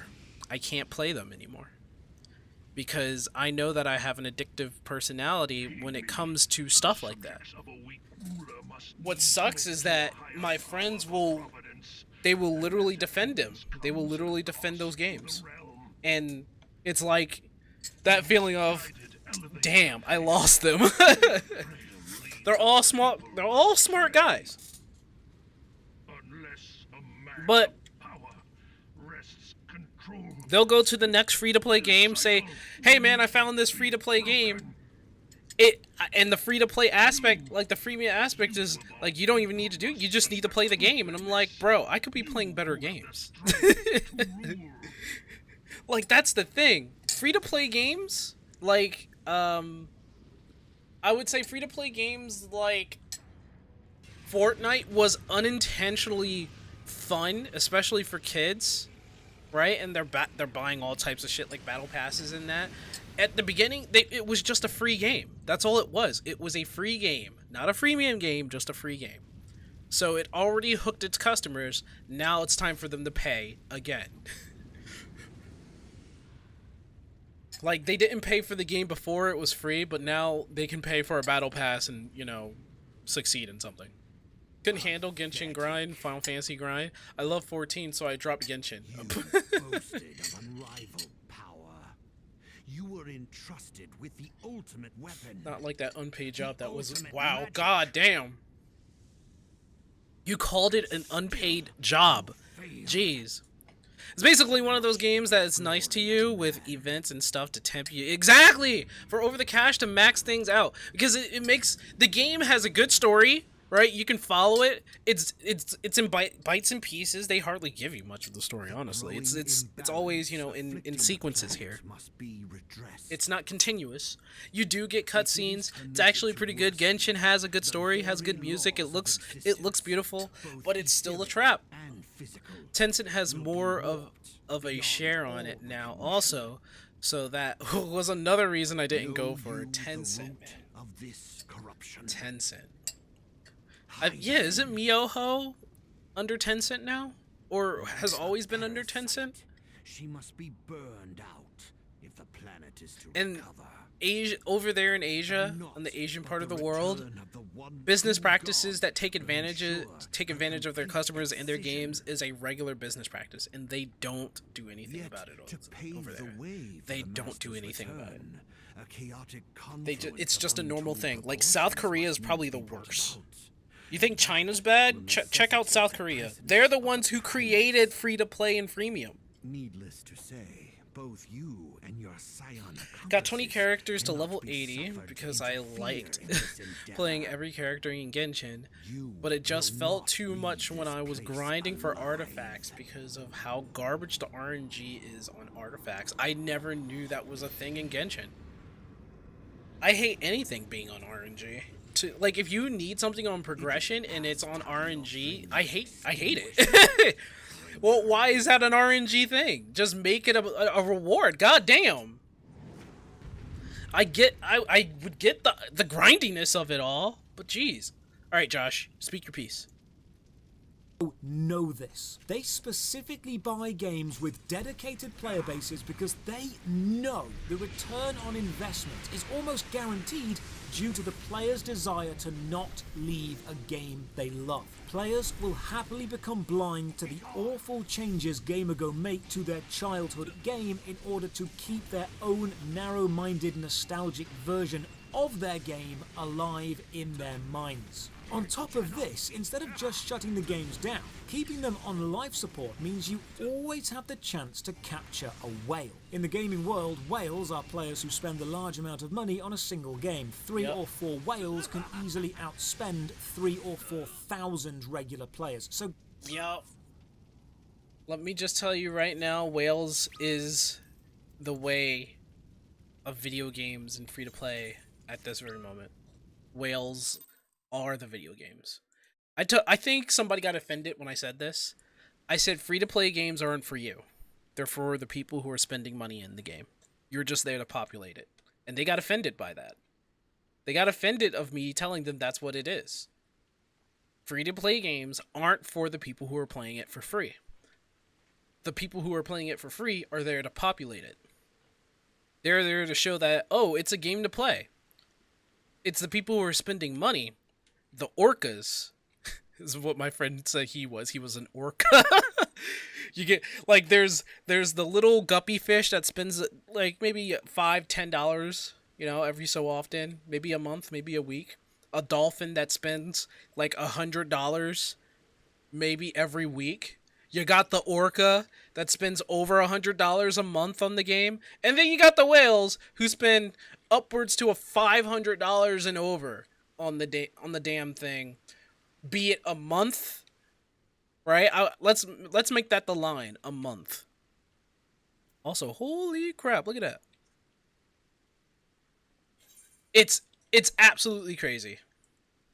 Gamergo keep all their games doing just well enough that they might, if lucky, land a whale. GameaGo Max don't out their need talents, to spend got time, them all effort, decent or money weapons, on max those upgrading out or actually developing without anything decent they have, because artifacts. that's a risk, loses and that something. might not pay off for them, and they don't like risks. So You know what compare always yourself to pays other off? Buying people something, playing, reducing the operating people's costs, gameplay. throwing in The a cash Abyss shop, was ramping up torture. the microtransactions, and milking the You player were a base guppy. for all they're worth before they finally get sick of you and move on and the game dies, because then you just do it again. Keep all these games alive on the bare minimum just in case someone rich and nostalgic drops by, but don't in any way risk actually making something good. Honestly, I do feel sorry for the designers and developers, because in all truth, they probably do want to make the best games they can, but the financial executives, the ones with the power to assign resources and money, are often focused entirely on profit margins. Even if those executives do consider themselves gamers, they must put aside their personal preference and focus on profit. Which, as we've seen, is accomplished in GameaGo's case through reducing spending on a project, increasing monetization of the project, and then enjoying the large profit margins while they last. And then, when the game inevitably dies, as they all do, move on to another game. But is there any fix to this? Well, yes, actually, and it's a remarkably easy fix, and it involves doing this single thing that GameaGo will not do.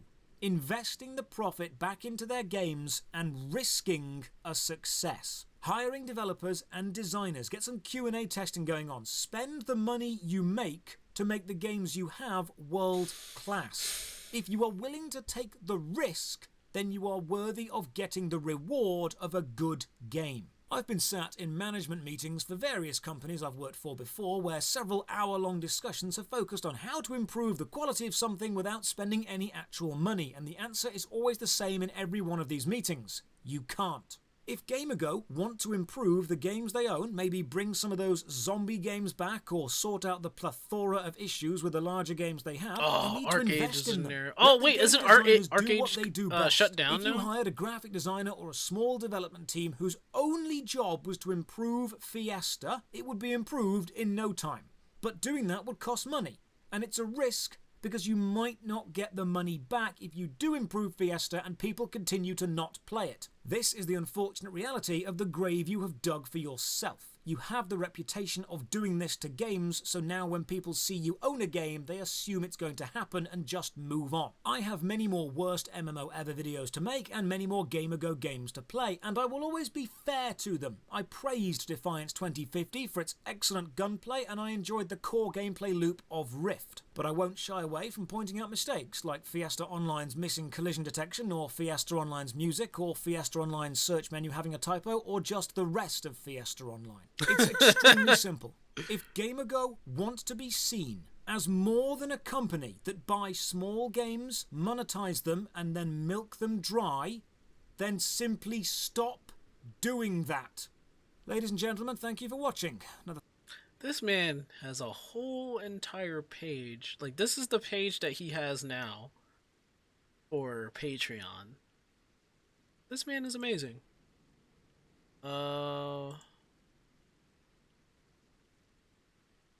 P-Love is losing it? Boss, stop damage, guys. Stop damage, guys. Guys, too much damage, guys. Stop damage, please, guys. Stop damage. Like, dude, I don't want to stop damage. I don't want to stop damage. Fuck you. I don't play the game to stop damage. I want to do damage. Every fucking boss, man. Stop damage. Fuck you. Horrible game design. I don't want to stop damage. Fuck you. I hate this fucking game. Damn. I don't want to stop damage. Fuck you. Fuck you. Fuck you.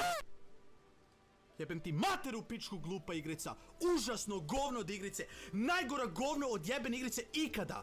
Pre bi igro jebeni Hearthstone. Majke mi moje dragice, brat. I fucking hate this game. I from the bottom of my heart. This is the worst fucking game I ever played in my entire existence. Every single boss. Alright, Necrobanner's up. Oh, so it's not just him. Okay. He's a lot happier now? What happened to him? Is he playing another game? I feel sad for him if it's like, I'm a DPS, I want to do damage, but the game is like, nah, don't do damage. It's like, what? Bitch, why? Disgusting. Okay. Nobody could. Wasn't this a really weird one? He's playing Final Fantasy now? Oh! Oh, look at that. Chat, are what's you going on? seeing this? What's happening? Look at this. What's happening? Uh-oh. Okay, well. Let's take this. I'm gonna take it off from display 2. He's loving it. I hope he is. He seemed really angry. I feel bad for him, honestly. I feel bad for him. Everyone look at my screen right. Hold on. Let everyone look at my screen right now. We're gonna actually get Bard to 78 tonight. Who knows? We can go to Boja and see if we can get another level in there. But here's the fun part. You can leave it in iCam mode, right? And iCam will slow down. Oh, actually, no. I think it was if you leave your system configs on. If you leave your system config on, and you actually make like a change, and you leave it like that, it'll stay open, which is funny. Now, He just entered Heaven's Word, beat Final Fantasy Coils synced. Ooh, nice. I remember beating that when it first came out. And these guys are just like, oh, it's easy. I'm like, bruh. Try playing that when like 6 years ago, 7 years ago, when it first came out. 8 years ago.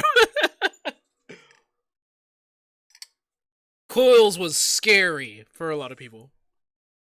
I am behind the pillar. But I'm glad. in I'm the glad middle he's not of the raging. map. All that rage. I am so behind the pillar. I can't be more behind the pillar. Actually, what do you guys think of like the plan for what was it? Limit Maximum? Is that his name? Limit Maximum? Where he just skipped to the end for Final Fantasy and he just wants to do the raids. I think he's gonna get bored of him because there's not many raids at the end of the game. You have to go back and do other raids, but Final Fantasy isn't about the raids, which I think that's the mistake a lot of people make who are coming into the game. And they make that mistake because of, I'd say mainly because of World of Warcraft. Start figuring everything out now that they all have the mechanics explained to them. True. I haven't done Coils yet. Is it bad or is it okay for Sprouts? No, go in. Go in. You get to see a bit of history if you go into Coils. But if you want to do it synced, you might have to wait a while in Party Finder. It's fine. You can I don't think you'll find it synced. People don't really do Coils like that anymore. But I know there are Party Finders that'll do Coils. But hey, stick around long enough, and you know what? I'll take people through a tour of Coils. You know, minimum eye level, unsynced, or yeah, minimum eye level synced, no echo. I'll go through it with you guys if ever I get big, if ever I get big, you know. It's way easier now than it used to be. Yes, exactly. Exactly. It's much easier than it used to be. I think they nerfed a couple bosses. Hey, Stoic. He just fast-tracked himself to the drought. I get that, man. I feel bad for, like, I'm not angry at the streamers and content creators and raiders that did that. I just feel bad for them. Like, they don't want to experience the story, that's fine, but there's more than just a story. Ow. There was more than just a story in a Final Fantasy. There's like so much on the way. You figure out like, oh, wait, the golden saucer. Oh, wait, there's mini games. Oh, look at these, crafting. Oh man, and it's actually good. It's not boring. Oh, side quests, Hildebrand. Oh my, Hildebrand, what the hell? Oh, look, all these raids that you get to experience along the way? Man! I'm not confused by the mechanics by the time I get the Shadowbringers? No, I'm kidding. I'm kidding. At least you don't need an add-on to understand the mechanics in 14 like you do in WoW. There's a lot of people doing it in Party Finder. Yeah, I think so, for Coils. I think it depends maybe on the server on how frequent that is, though. But yeah, there are people in Party Finder doing it all over the place. A lot of people are doing it. Yep. I think a lot of that is because of maybe Asmongold and the new streamers that are coming from WoW. A lot of people using add-ons now and in-game. It's not much different, but 14 is easier to figure out. Some people just have a more difficult time keeping up. So add-ons are for them, in my opinion. They got to be very careful with that, Isabel.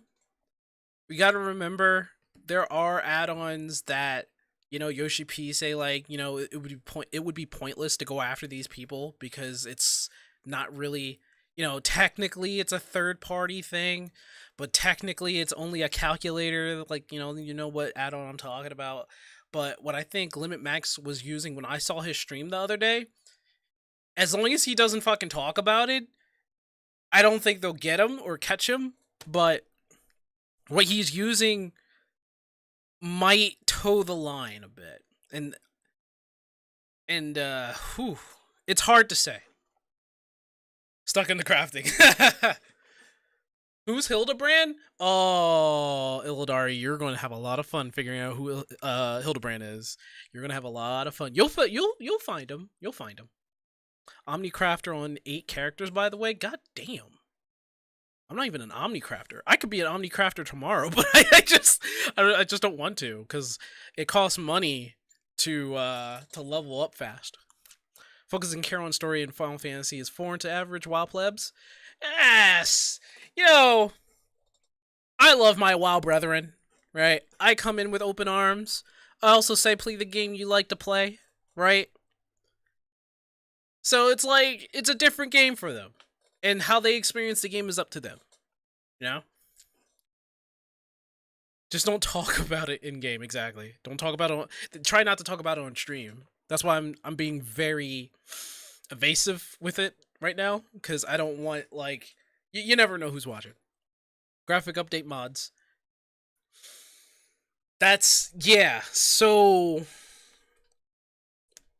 I guess this is a general thing. Shaders are generally not allowed, especially if you're playing on stream. And if they catch you, right, and you talk about it, you might get in trouble. I'm not using shaders, so I'm fine. Hildy is the best buddy. There you go. There you go. 100% blind, so I need a visual audio plugin in order to play at all. You're 100% blind. Jeez, man.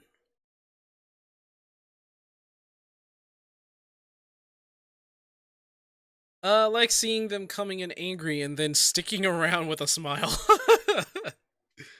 I just hope that modding doesn't become like this huge, like, phenomenon that people are just gonna keep putting into. Like, I get it, it's supposed to enhance the enjoyability of the game of your choice, and I am behind that, but I'm just hoping that they would see the game for what it is without any enhancements that goes too far. I said that right? Enhancements that go too far. I'm not saying they should, I'm not saying that they need to, I'm not saying that they do need to. I'm just hoping, you know, that it doesn't go too far. Not insinuating them that they should do it. Honestly, I think a vanilla 14 is fine as it is. No mods needed. No mods, no add-ons, nothing like that needed. But then WoW has an add-on button at the bottom left corner, so, like, you know, my fiance wants me to use shaders. I'm blind. What's the point? I think there is I wasn't 100% blind when I progged coils. Lost my vision about 4 years ago. God damn. I think there is some mods that helps with certain blindnesses. But as you said, you needed it so that you can play. So that's all good, you know? I hope you're enjoying the game, Isabel. But wait, what's going on here is what I was trying to do. Oh, what the hell? Look how behind the pillar I am. What?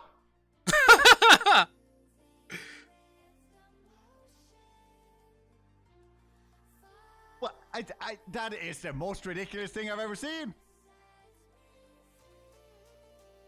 You see this shit?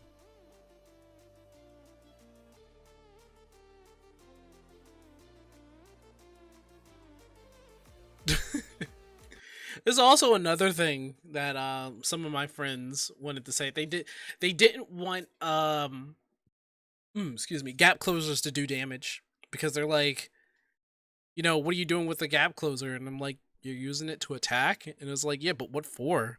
It just looks stupid. I'm like, it's still damage, bro. But I think gap closers should have damage, honestly.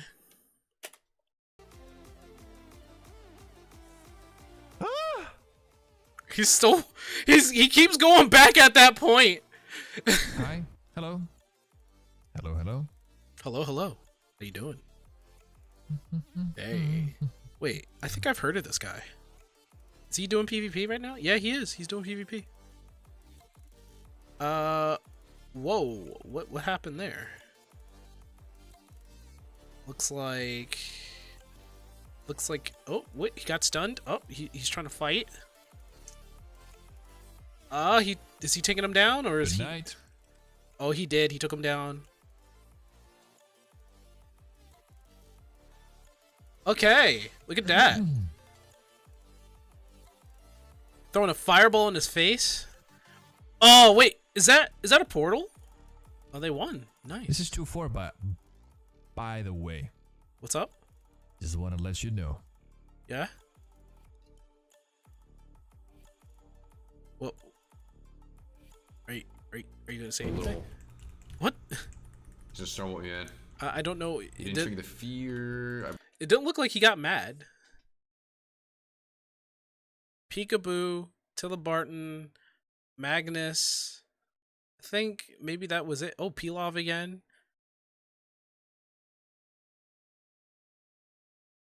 Is there like... Oh, these are daily WoW highlights. These are highlights. These are just WoW highlights. Okay. These are probably all well-known streamers too, you know? Anyway, I'm gonna take a nap before work. If you're on later, I'll watch you again. Alright, Ildari, have a good one. Goodbye for now as well. If I had a choice between getting closer and bonking and just getting close, I'd take the one with the bonk. Prog Delta escaped Savage with a stacked group back before it became irrelevant. Solo healed as Astro. Recently ran it again on my new main. I'm bad at the whole tier now because never ran it again. I think Delta Escape is actually one that's easy to understand.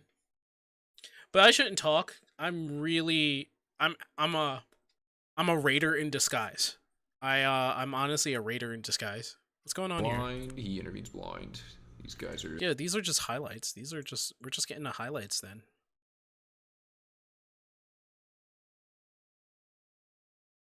What's this?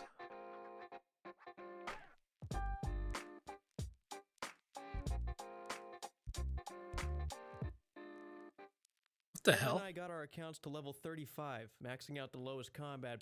I'll watch this on my own time. I don't know how many people are into RuneScape. I'm actually liking RuneScape content. I don't know if I'll ever play the game again, but I actually do like RuneScape content, you know.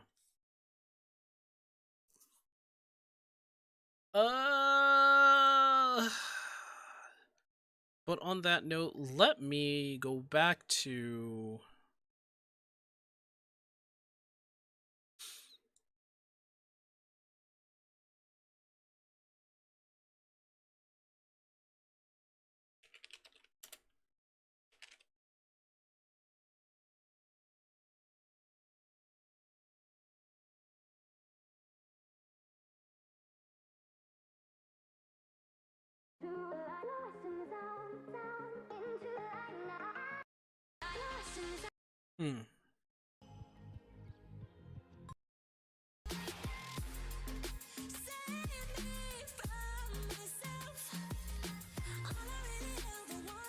I don't know. I don't know. I don't know. I don't know about that. I don't know. I don't know. I don't know. I don't know. I just don't know. I don't know, man. I don't know. I don't know. I don't know. I don't know. I don't know. I don't know. I don't know. I don't know. I don't know. I don't know. I don't know. I don't know. I don't know.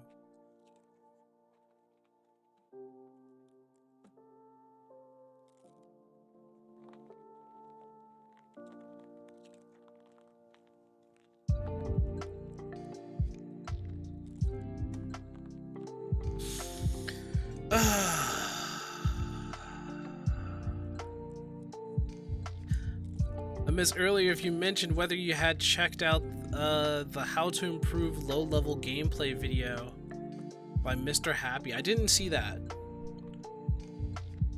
I did not see that. I missed that entirely.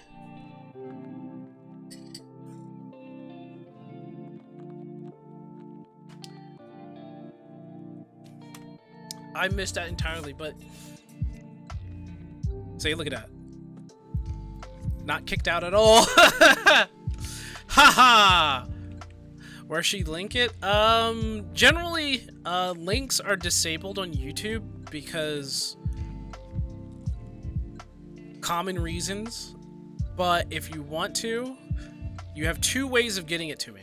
One, on my Discord, where you can DM it to me or put in picture links and videos.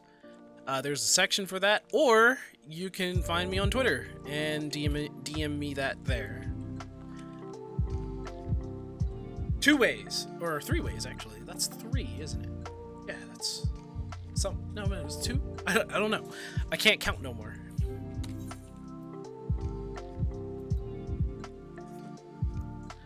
Doom, doom, doom, doom, doom. All right, let's do this. I think I was about to do Boja, but 5 minutes. That's all it takes. Here's the link. Got the link in there? It's in there? Let me go check. Improving lower level gameplay. Ooh, by Mr. Happy. Slow. While the 2.5 second global cooldown makes sense in the late game. Ah, this is something that you would like to show people who are getting into the game. I would have to watch it on my off time, yeah. Make a fair judgment about it. I think, yeah, that does look like it's something you would give to your friend who are just trying to get into the game. My opinion on the video? Well, let's take a look at it. Let's take a look at it. Of course it does. Of course it goes on that one.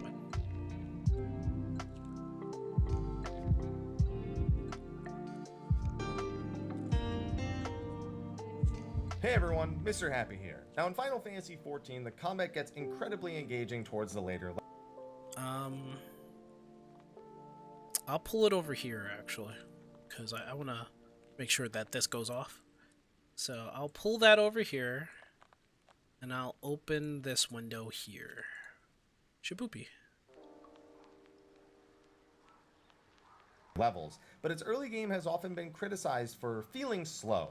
While the 2.5 second global cooldown makes sense in the late game, the drip feed of skills early on leaves many feeling like the pace of the game just really isn't for them before they've gotten to see it really flourish and become what it becomes. Today I want to tackle how I think this could be improved. Bear in mind there's no indication anything like this is going to happen, but the way I see some jobs designed, especially around the level 30 to 50 range, and the way some jobs I would seem agree. almost kind of ignored at those level ranges. I hope he addresses the fact that over time they kept taking away abilities that was there back in the day when your jobs were at level 50. That's why it feels slow now, because either they put it on, like they took it away so that they could put it back on in later levels for some jobs, or they just took it out entirely. Like back in the day, jobs didn't feel all that slow because there were extra abilities added on. Really makes me want to analyze and assess what they could do to make that early game feel a little bit more engaging. And no, we're not just going to suggest they drop the GCD. Again, it works way too well at the late levels, so it's just about making it feel better at the early levels. Okay. So for this, I want to use two basic principles in order to determine how we can improve the gameplay experience. For one, I'd like to move core job mechanics to earlier level ranges. Some jobs get their job gauges fairly early on, and others don't. I really feel like we need to unify this and make sure that at least some form of job gauge is available as early as level 30 or 35. This makes so that some of the base jobs, when they advance from class to job, feel like a real advancement and more exciting. It also teaches the player earlier on and really tries to get them to engage with the actual job mechanics instead of just throwing them into it between levels 50 and 80 somewhere. And to do this, I want to follow principle number 2. They've really shown an aptitude for introducing skills and then powering up those skills later on. And this often comes with some really cool feeling moments. When you go from using Hotshot on Machinist to using Air Anchor, that feels really, really good. And I think we can replicate this to make early game skills, introduce core job mechanics, and then make them feel impactful and powerful at the later levels without really changing all too much. So obviously you probably want an example of what I mean. So let's look at a job I'm actually familiar with, in that of Monk. Now, Monk I actually think has a pretty good early game experience. Because of its positionals, it really gets you moving around, and that is a core job mechanic that Monks need to learn. That being said, that doesn't mean it can't be improved. So what could we do? First, let's trim some unnecessary abilities in that of the fist stances. Yeah, we use them, but they're really just a button you click or forget to click and then forget about afterwards. Most people will throw on Fist of Fire while doing content. Yeah, if it's desperate, you can throw on Fist of Earth. And when you're running around town, you probably like Fist of Wind. But honestly, they could just learn these as traits at those levels, and it really wouldn't change the gameplay experience all that much, other than not having to decide which one to click or, again, forget to click. This actually opens up some action slots for us to use earlier on. So with that, I'd like to move Meditation and Forbidden Chakra to level 30 or 35. Now, I don't think we should actually use Forbidden Chakra. I think making a weaker version of Forbidden Chakra for those earlier levels would probably be the way to go. Then you could enhance it at level 54, and it's like you have it now, and really doesn't change anything for those of us at max level. It just gets those into the player's hands as quickly as possible, so they begin learning how that job gauge actually works, and it gives them extra buttons to press so they feel a little bit faster and more fun. Also, Monk used to have a decent amount of off globals at that level range. They used to have Howling Fist, they used to have Steel Peak, and really most of their off globals have moved to later levels. Maybe a weaker version of Elixir Field for the lower level OGCDs as well, and then make the fully stronger version later on. This is, again, something I think they could do for a lot of jobs that maybe don't have as much off-global or even on-global involvement in those early levels. So let's actually maybe do an example of it. Let me just put exactly the abilities I can imagine Monk having on their bar at level 35 with the suggestions I've made. So let's say they have Meditation. We'll pretend this is a weaker Forbidden Chakra and pretend I have a weaker Elixir Field. And let's see how the job looks at level 35.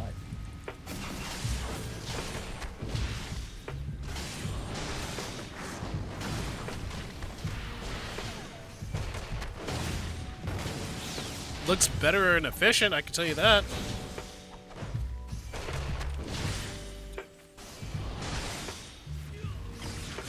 Yeah, it feels real weak at that.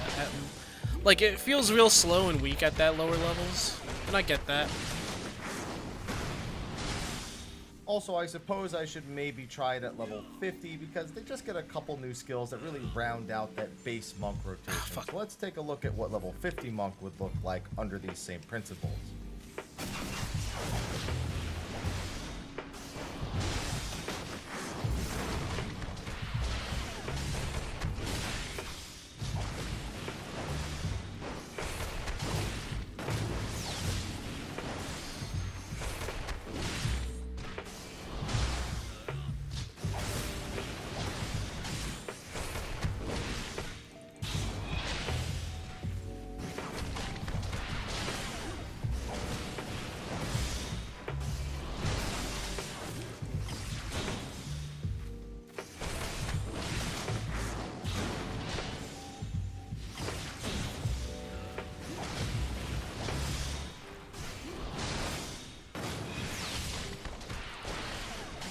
I don't know, maybe it's just me, but that looks more fun. I don't think this is too complicated for a new player to pick up, too overwhelming in any way, and it starts to really give you a feel for how the GCD is going to work, especially on a faster job like Monk, which really needs to get used to how to use those and where to use those abilities. Now, I could go through a job-to-job example of what this sort of change would look like, but it's not really the same conversation with every job, and I'm not as qualified to be talking about other jobs. Yeah, we could move Blood of the Dragon on Dragoon to level 30 and learn it alongside Jump, but then you'd have to rework the way that it actually is involved within rotation, and maybe that would be a good thing to get players introduced to it early. Some jobs also, whether they be sinking down from the higher levels or just having them introduced at the earlier levels, already have this kind of not good. That's not good. Maybe need deeper job adjustments. Also, I'm like listening Paladin too. And Warrior getting their gauge early, but Paladin And I do really agree not with having Mr. Happy anything in a lot of exciting this. to use it on. Healers actually get a ton of great options early on, but their gauges are introduced way later. We might have to rework the way they learn their early game skills in order to make room for the gauges to actually. There would be a introduced lot at of those reworking Honestly, the a lot only of other these job I could jobs really if that's the ramble on case. about I is don't know why I Black Mage, pulled- and I think why I any did Black that. Mage player will tell you that sinking down feels terrible on those jobs, and thus we probably could just improve the early game experience, make things like aspect mastery available early, fix the ability naming convention so it's clearer for new players, and at least maybe get Enochian introduced in the early 30s so players get used to maintaining the buff before they're thrown into the deep end with Blizzard and Fire 4 in the later levels. But please, Square Enix, you have shown that you have the tools. That's a to little do certain weird. things in this game. For Enhancing Enochian, abilities and making them stronger there's is something probably the best about way to get more Enochian. abilities introduced Like, you would early need an on to extra excite new ability. players without Because you can't just like actually lower increasing the button bloat at the lower later the levels time to or a point lower where the jobs are really too level overwhelming cost to adjust get. to. They make adjustments to these kind of Like, things every you have to have and another I'm really ability hoping so that in Enochian Endwalker would or feel sometime like after that, a little that bit they better really to take a use. look at improving this early game experience. At with least some that's of what the I things think. you've suggested here. But with that, that's going to be a wrap for this video. If you have any suggestions for improving the early game, things that you really... Like, I don't disagree with the video. I think he's actually right. There's just some jobs that already feel like they had that in tow, like somewhat in plan for that. And at the same time, I think there's like a whole system thing about it.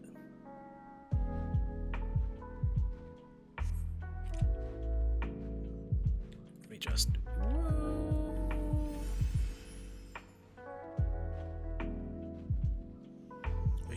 He's just chilling. Skill upgrading over time through traits, so we have more skills as we level, and it feels better. But then, like, whole new skills every 10 levels is fine. Upgrading more often is even better. Yeah, that's true. Like, upgrading skills does feel a lot better.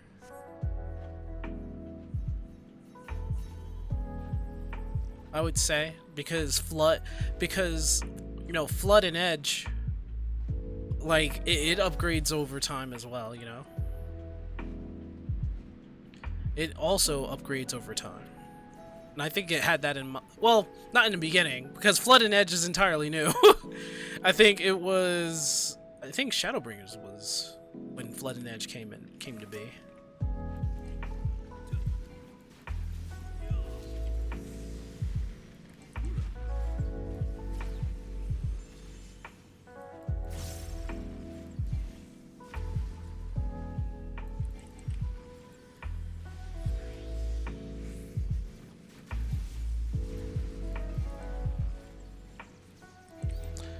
There are some jobs, though, that I think needs that treatment, and there are some jobs that could use, I guess you could say...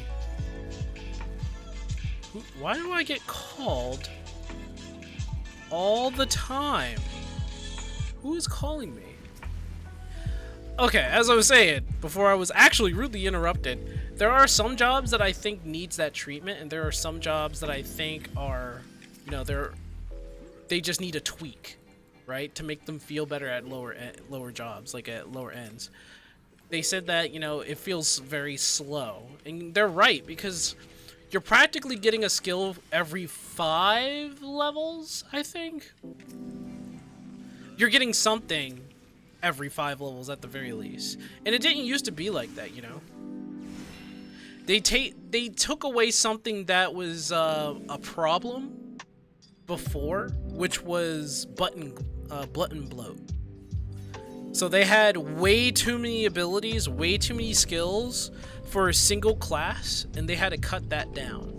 Because by the time you got to level like 6 or got to level 70, you had too many buttons. So in level 80 or in Shadowbringers, they took that down.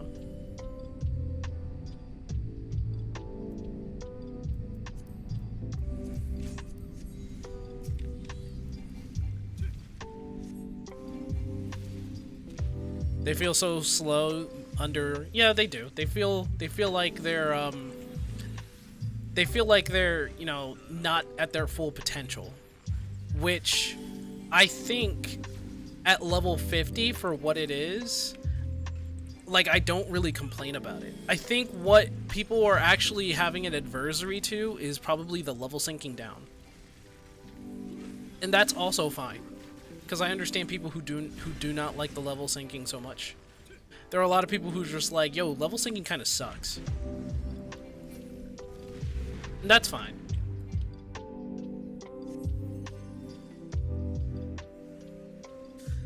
A lot of this problems, I think, comes from the fact that people just do not like level syncing. And whether it is or isn't, maybe that's not your reason. But it has been, you know, talked about. Yeah, people will be like, oh, level syncing sucks, and you know, I understand that. What I don't get a lot of the times is when like there's the argument of like, should we have level syncing at all?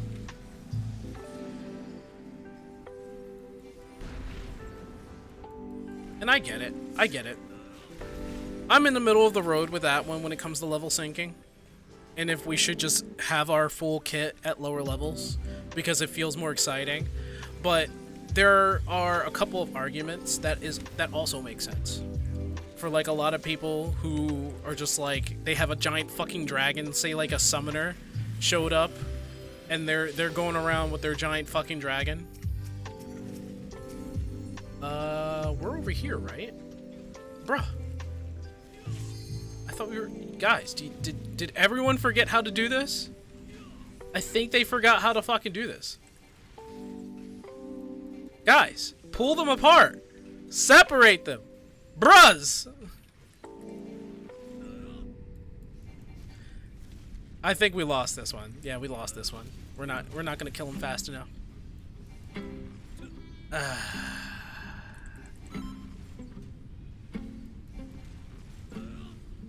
Yeah, we're not gonna kill him fast. Oh, well, we might kill him fast enough, actually. Oh, never mind.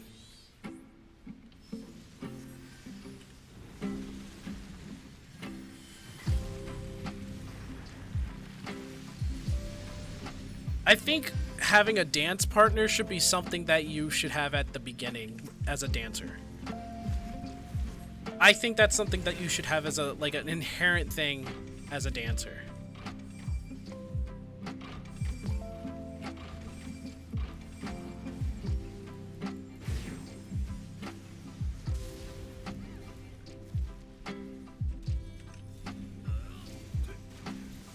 Okay, let me just get this real quick.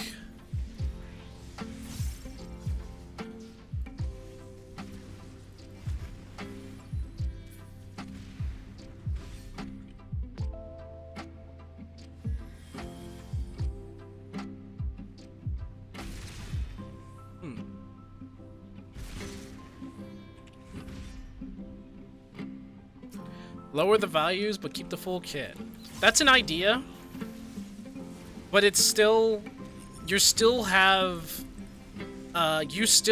overall over a greater amount of GCDs at a lower level. And you can lower the values all you want, but you gotta keep the values fair at the very least when you lower something like that. And there is no easy way to do that.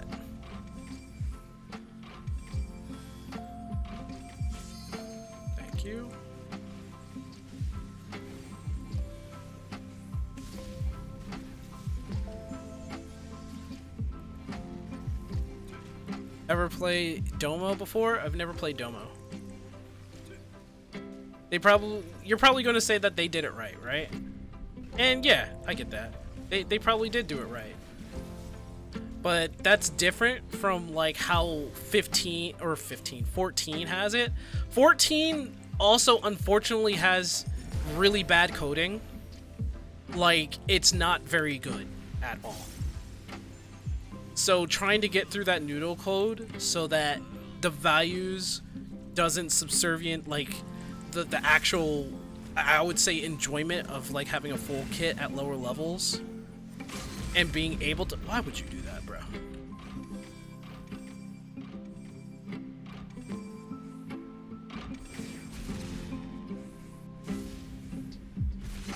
So many people got hurt. So many people.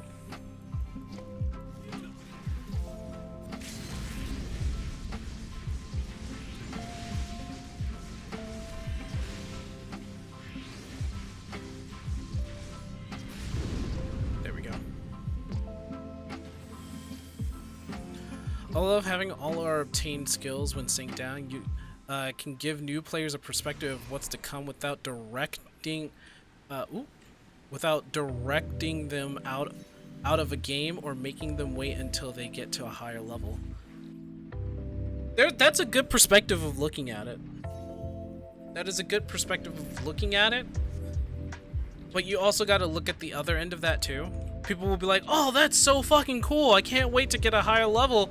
So that would happen. But at the same time, your full kit will also probably decimate the dungeon, which makes the dungeon like a nothing burger. And lowering the value makes it not fair for the person who has the full kit. So you're doing all that work with a full kit, but you're only doing like maybe 100 or 200 GCDs or 200 potency. And that's not fun.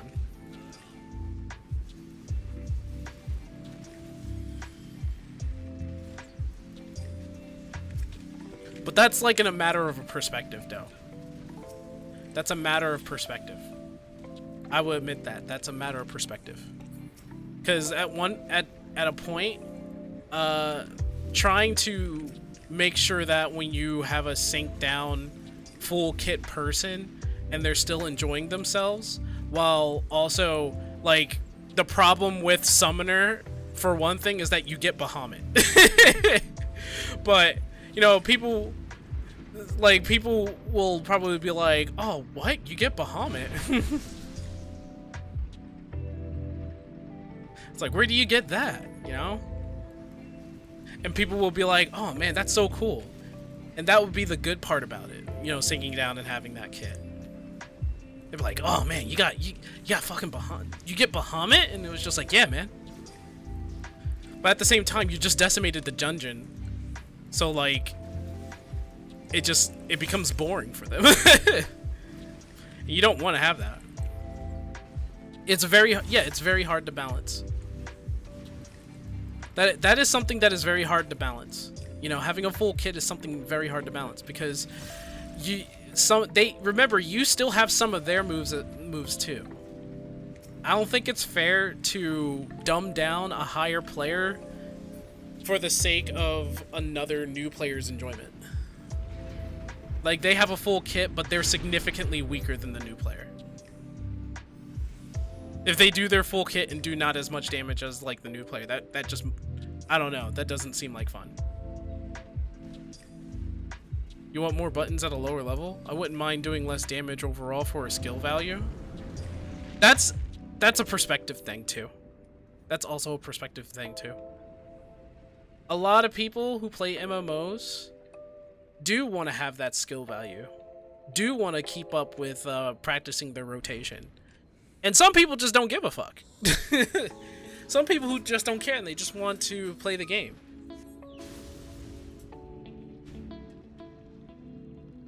Let's be real, dungeon content as a whole is easy no matter the level. Yeah, but you're taking away the fun for new people, Stoic. You would be taking away the fun for people who are also new to the game. And there are a lot of new people that are coming into the game all the time and ruining their enjoyment of the game for the sake of like what you want to enjoy. That's not fair.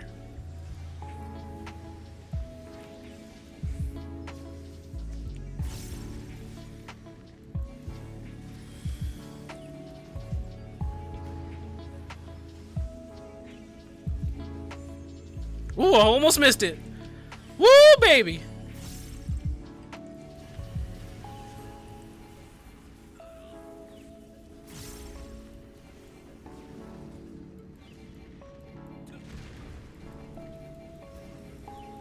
Oh, I already used it, duh. I already used it. I'm gonna sing the Doom song now. Doom da doom doom doom doom doom doom. You guys can run across it. It's not really, doesn't hurt you yet. Oh man, the after hit actually hit me. I better do this and this. Oh no, he still died. No. We lost a lot of goddamn people.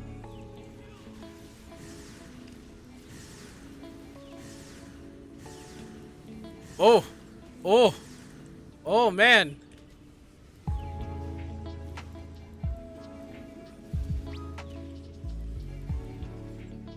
You know what? Like, there's no real move, I think. There's no ability, I think, that really, spoils a lot of things for a job.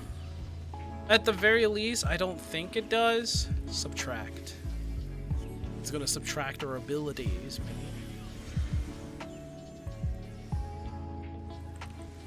The multiply? Multiple of 3. Wait, what do I have? What? I can't tell what I fucking have. I couldn't tell what I had. Divide by 4.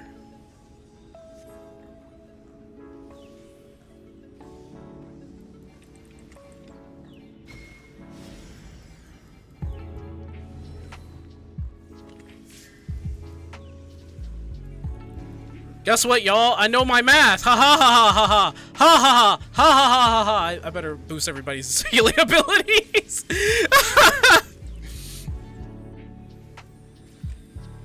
Ha ha ha ha ha ha ha ha.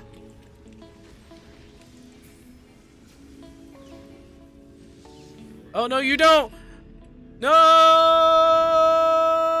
Don't send us into the void. Initiating process sequence in 3, 2, 1. I play low level everything on. When I do leveling roulettes and get AR dungeons, I'm bored as heck. Yeah, but like, I get that. I get that, but like, what about the new players, man? And if you say fuck the new players, then that's the problem. Like that be the problem right there, sir. Is when you say fuck the new players.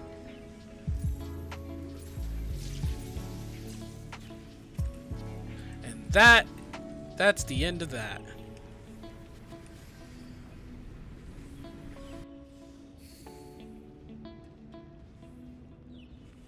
Oh, and he's dancing. Boom.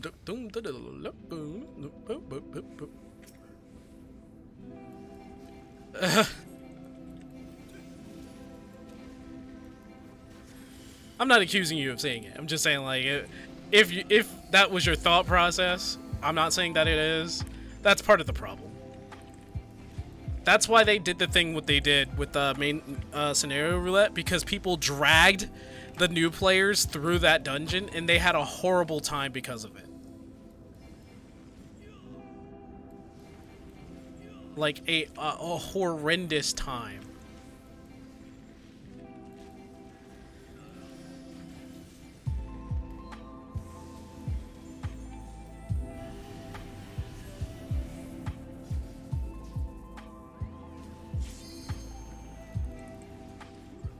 Oh, okay.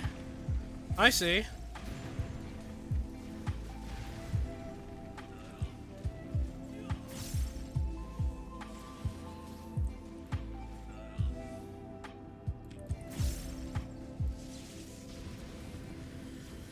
Jeezers.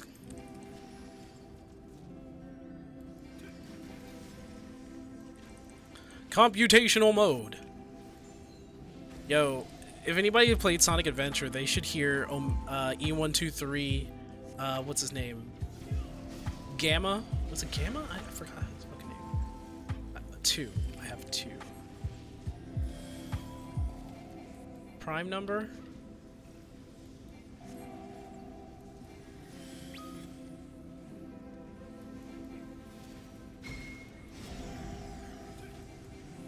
Yes, I know how to count. Isn't that a miracle? Divide by 4. Oh. Gotcha. What? Fuck you! Fuck you!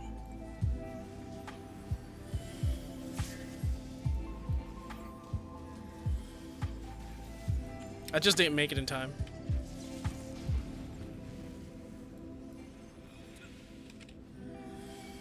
That's why I don't do that roulette anymore personally. You would not be doing most of the roulettes if that's the case. Cause oh man. Oh, creeper, oh man. That sucks. Okay, I know where he's going.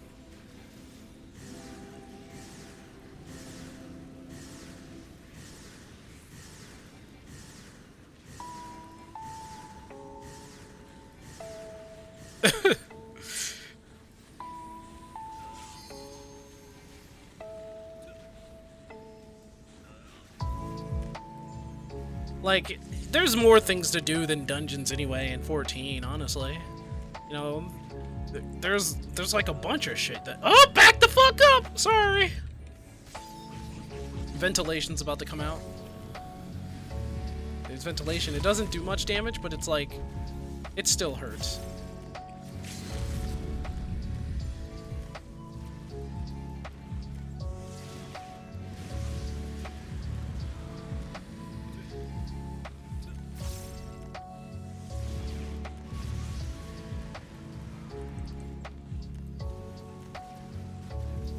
Oof. Thing is, getting more people out of level roulette by boring them when they're done would slow down the process of getting through the story for new players.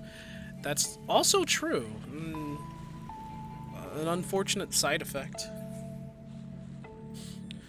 Level roulette is there for both the new player and the— well, it's for all the reasons, really. It's there for the new player and for the veterans too. Veterans who want to level up their other jobs, and new players who need people to get them through the dungeons.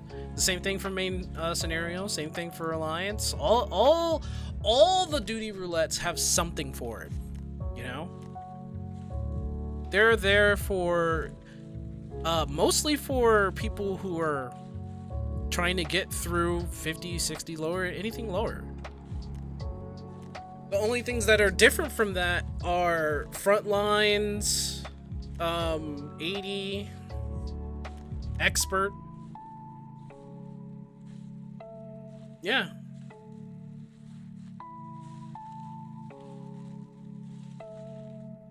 Been fun. I'll come back later if you're still up. Alright, Phage, you have yourself a good one. I think this might be like the last thing I'm doing tonight anyway. I gotta get back to work. Honestly, they need to remove the dungeons as a requirement for the story progression. That's a bad idea. I think that's a bad idea. Because then you're making it geared towards WoW. And one of the reasons why I, as a new player, really couldn't get into it is because the dungeons didn't feel like had any purpose, which kind of took me away from the game.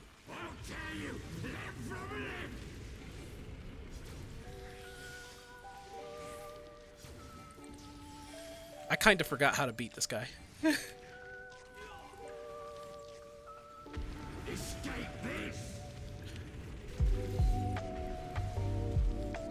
Wonder how wide it is. It is extremely wide and very dangerous.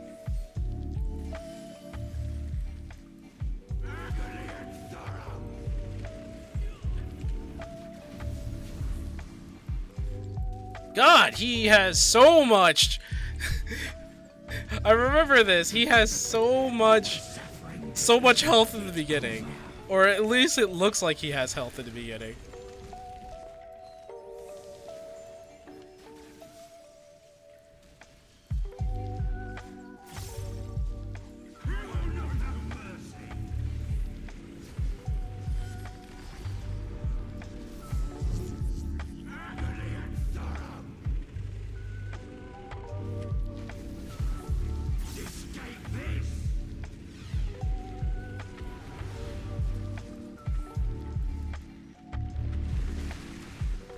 Yeah, that's gonna kill a lot of people.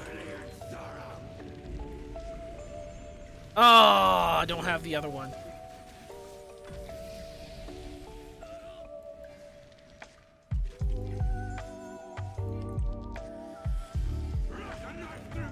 Oh, that's a whole entire party down, bro.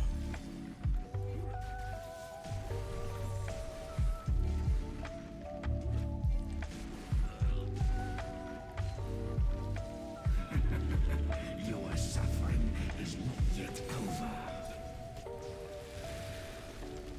We might have wiped this. I think we might have wiped this. Because we have to get a whole party up. Oh man, that's oh my gosh. Oh, why is our person the main? Oh no.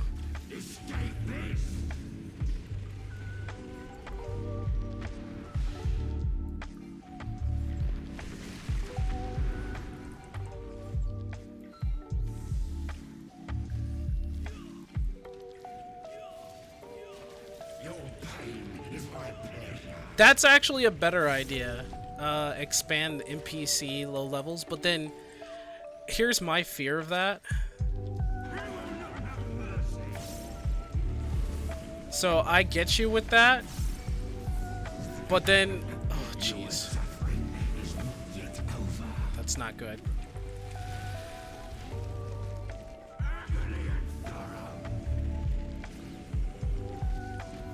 Guys, want to help me with this over here?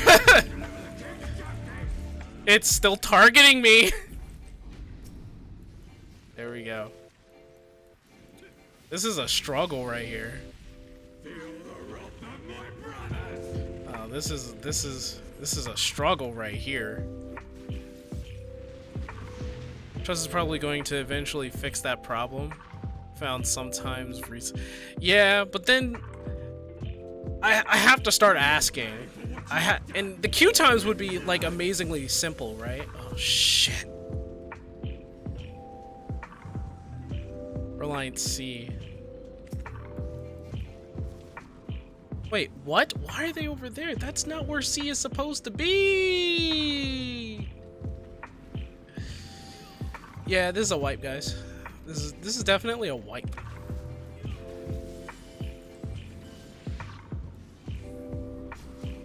Look at how many no. Why did they suggest this? There are too many new people, or people who forgot how to play the dungeon. It's horrible. All right, this is a wipe. This is a wipe. Maybe.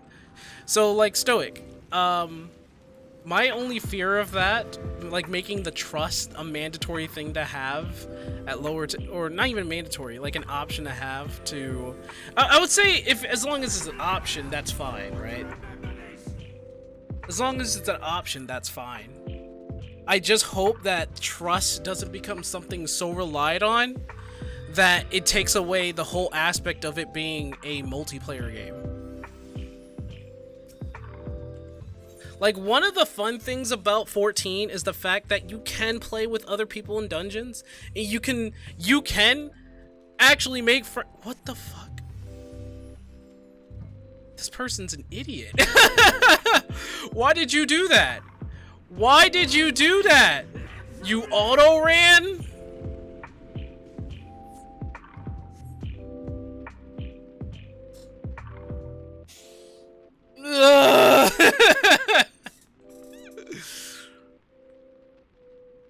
one thing I've wanted for a long time is to expand the grain companies. They underutilize the grain companies so much. I have so many ideas for grain company usage. That's true. That's very true. And what you have to do to get them like upgraded and everything. Like I have one more I guess you could say prestige that I can go through in order to get where I need to go. I just hope it doesn't turn out like how they did it with WoW, like anything but that. Couldn't do it for trials, and trial roulettes aren't anywhere near as much as an issue. Truth. Just 4-person dungeons?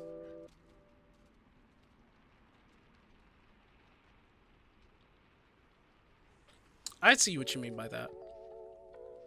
As of now, why? Don't, please. The Empire is a cancer, and I am the barber's blade. Alright. I don't like this person. I don't like them. I don't like them. I don't like them.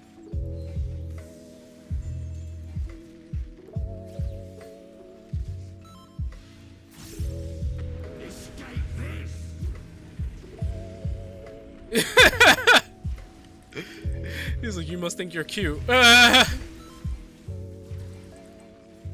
like, I don't have time to waste.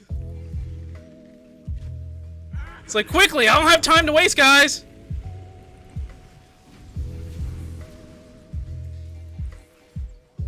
Need to get back to role-playing. Oh, okay. Your suffering is not yet over. Oh no, why did I do that? Why did I press the 5 button?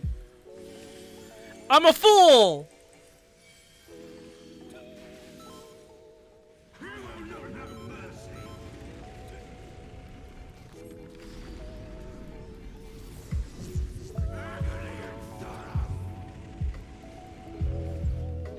I'm not poor.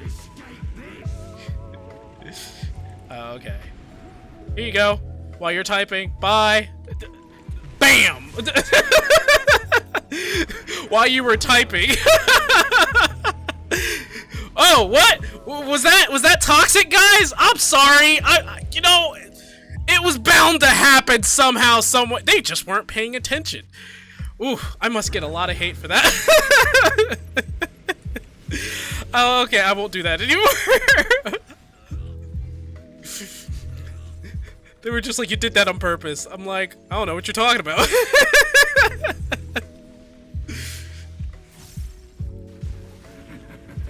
Your suffering is not yet over. I was gonna type in the chat, stop. I was gonna be like, alright, quiet down, children. But I was like, you know what? I don't like them. I know, that goes against everything that represents me, right?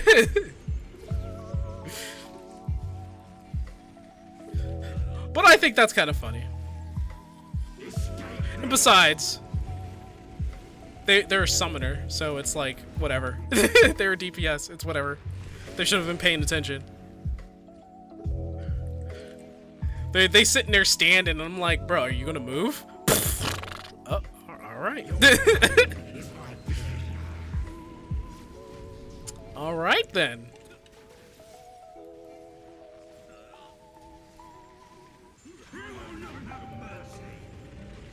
You will not have mercy. You won't have mercy. Your suffering is not yet over.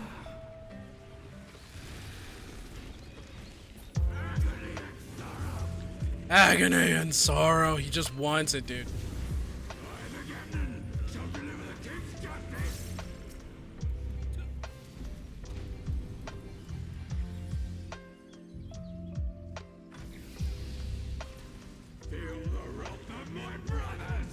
No.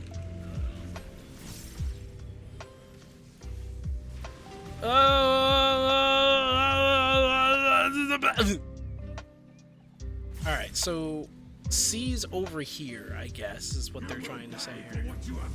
I'm not too sure where C stationed themselves. Where you've actually lost a lot of people. I don't understand. I don't. Why are we? Okay, we're over here. All right, I see most of them over here. That's fine. Let's do this. Oh my goodness!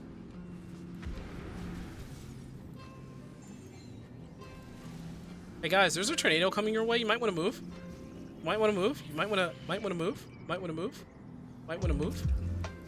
Might want to move.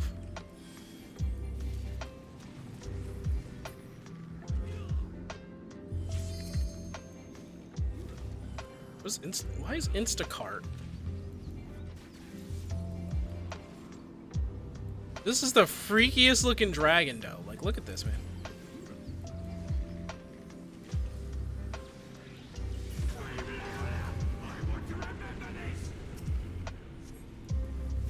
Scream louder, I want to remember this. I think I'm dead. No? I'm not dead? Okay, cool. He just called me a oh yeah, the storyline.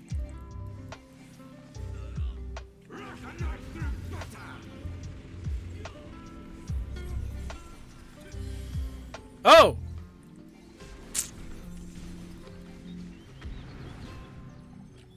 Well.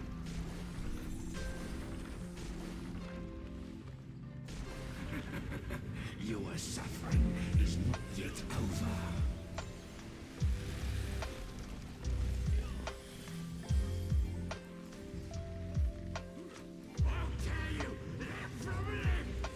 Don't do that.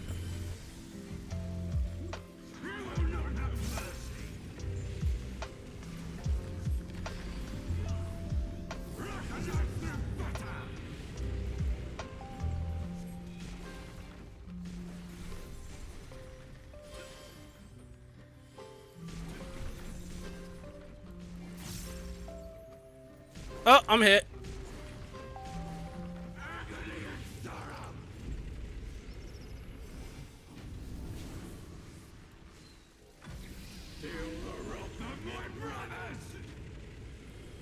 I'm good, bro.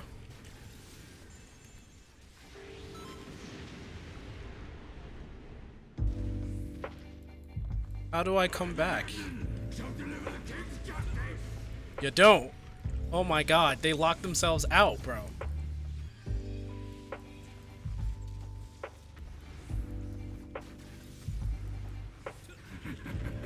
Your suffering is not yet over. I kinda don't want to be part of that suffering, bro. I kinda don't want to be part of that suffering.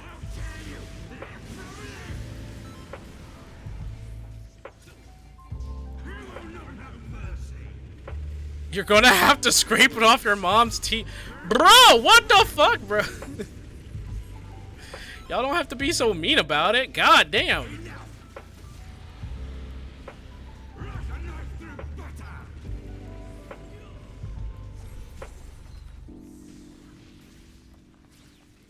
Oh.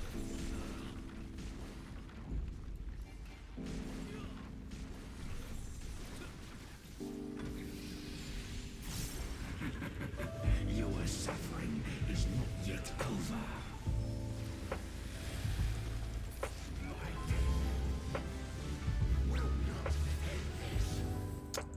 And we're gonna give it to Tentai. And we're going to get the fuck out. And we're going to get the fuck out.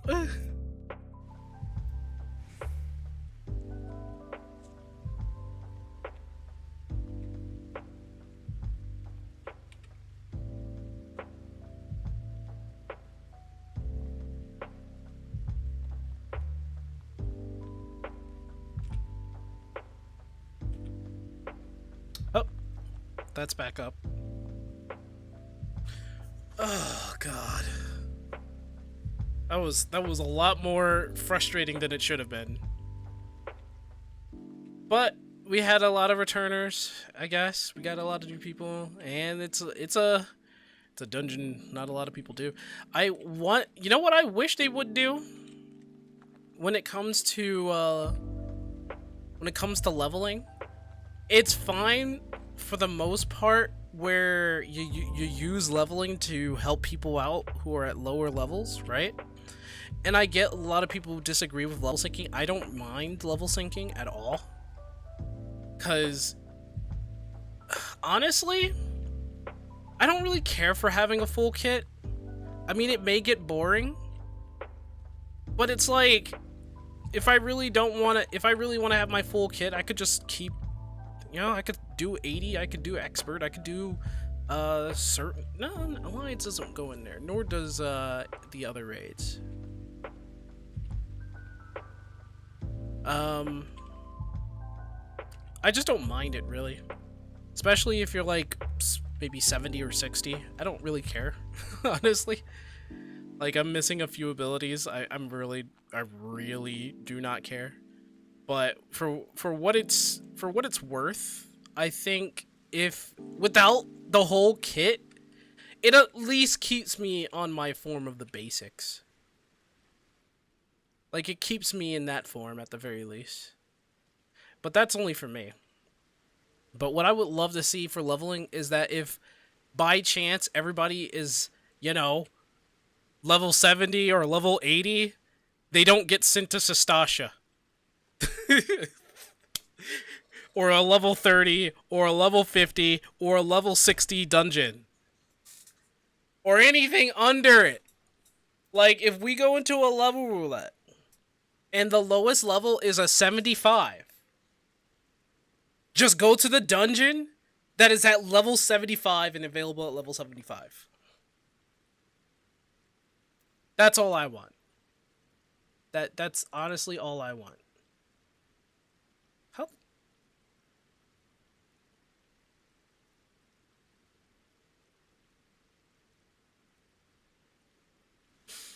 Oh man, that's everything that I really want that to be changed about that. Like, I don't really mind level sinking down.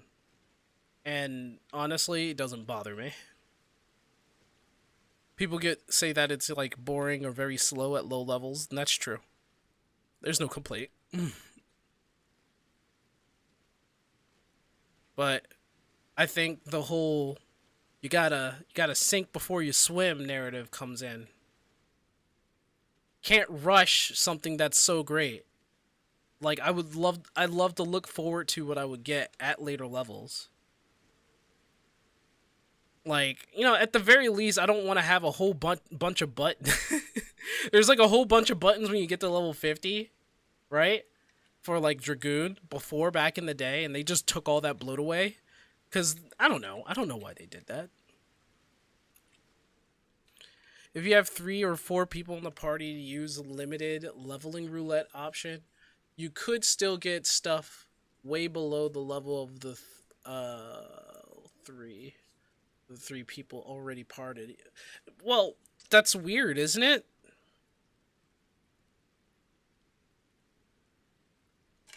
Like, in a leveling roulette, honestly. Oh wait, what the hell? What's going on here? Is it all empty space?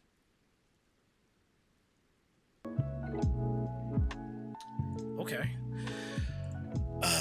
In a leveling roulette, like, honestly, it's like what I said before. If you're level 70 something and the lowest level is level 70 something, the game should detect that and not send you to Brayflox Longstop. Like, why would you send me there if everyone in the party is in their 70s and above? That blows my mind. If you don't have 4 people in a party and use that, you're not likely to get content with 8 levels of your current level. The thing is broken, and it'll put you in with whatever is needed at the time. See, there's something about that. There's something about that. Maybe level roulette is skewed to have people who are veterans to do lower level stuff with newbies, so that, you know, we will hopefully show them the ropes or something like that. And that's fine. But when you have, and it's happened to me plenty of times, when you have people who are in their 70s or 60s, don't send me to a level 50 or below dungeon, please. Don't do that. I've used it as a level 79 and gotten Sastasha. That's the problem. I've been encountering some people again who insta leave too when it's Sastasha. Again, that's a problem. You shouldn't be sending higher level people, okay, who are all higher levels to fucking Sastasha. That makes no sense.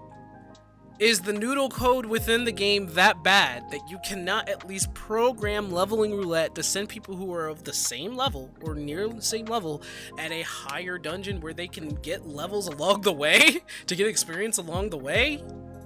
Because the experience you get at a lower level dungeon is utter garbage, and you're fully dependent on the payout, which that sucks.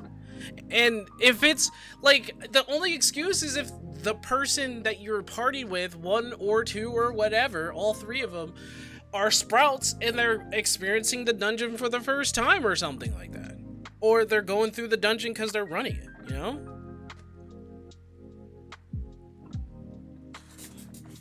They should fix that. Like, it's not the case that you're sent there in the first place for no reason. It's the fact that when you are in a party full of people who are higher level and you're sent to a lower level dungeon, that sucks. That's stupid. If you're sent there because newbies or sprouts or people of lower levels, you know, go through that or going through those dungeons at lower levels, that's fine. I'm fine with that. I'm helping them out. That gives me a reason to do the dungeon.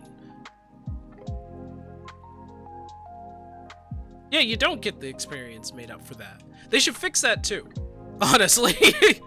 They should fix the, like, there should be a multiplier. So, depending on what level you're at, when you defeat a monster, you don't get the same experience as the person who is at that right level. Like, say you actually do get Sastasha and you're like, fuck, I'm level 72. Why am I here? And the newbie's here, and he's just like, yay, this is my first dungeon. You're like, okay, I'll help out.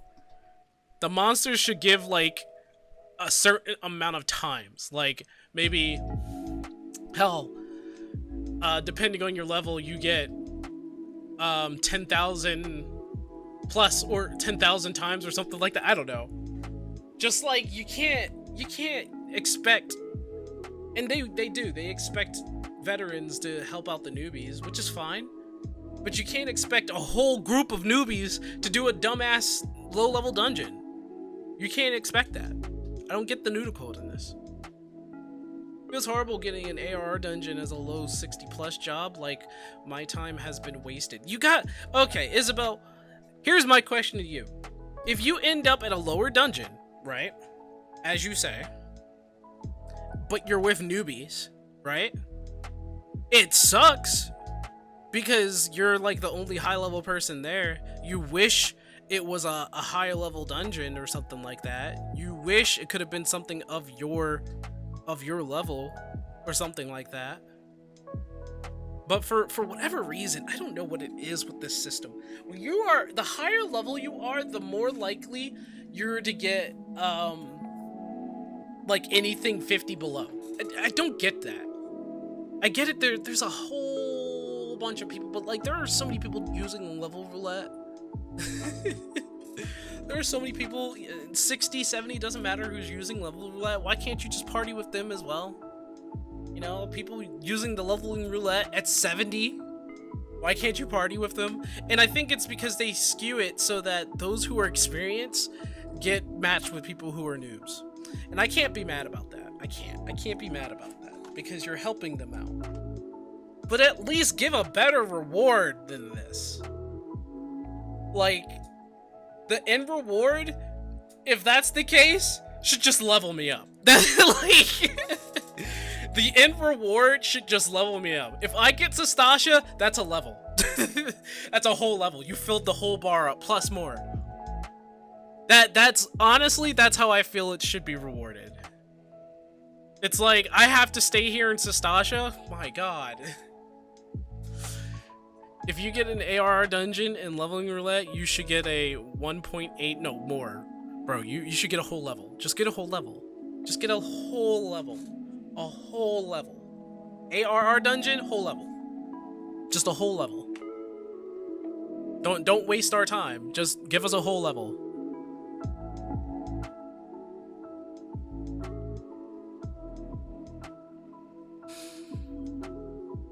That would probably solve a problem, but then you'd still be waiting for people who are actually opting to do that. And sometimes that I don't know if that even like sufficiently works. Because what if you are in an entire... You know what? I'm going to ask somebody who knows. Oh no, they're not there anymore. They're gone. They're not there anymore. Okay, but I don't even know if you have a preset 4-man group and you go into leveling and you don't get anything that's ARR. That I have to do an experiment. I really do. I have to do an experiment to see like how that works. Because if you get an AR dungeon and everybody in the party is in their 70s, then it's like, why? Why do this? Why? Why did we get this? I'll figure that out later. In any case though, thank you very much for joining me. I think we're at our pre-sum tonight. I'm at level 78 now. That's good, because after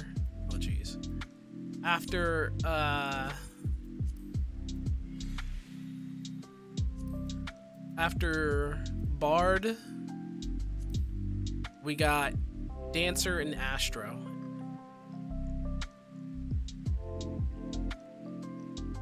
So after Bard, we got Dancer and Astro. Of course I have. I think I was just disconnected for a second. Since you mentioned that, how about the roulette just give a certain amount of level? Leveling roulette gives a whole level, alliance a whole level, gives you 75, trial gives you 25. Let's go through this. I think normal roulette or normal raids should give you like 50. Alliance, definitely 75, because sometimes you get shit that you don't want. Guild Hess, that's more or less for like beginners, so if you're at a lower level, that should give you a whole level until you reach 50. Main scenario, keep that at 50 and a half or something. Make that a 50 and a half, somewhere close, because we still take we're in the struggle. Veterans are in the struggle when we go into main scenario. We get bored out of our mind. Like that, this bores us out of our... What are we excited for the new players that like, oh, that's so cool. We're like, yep. Have fun, kid. That's how we feel. We're not like, oh, look at you.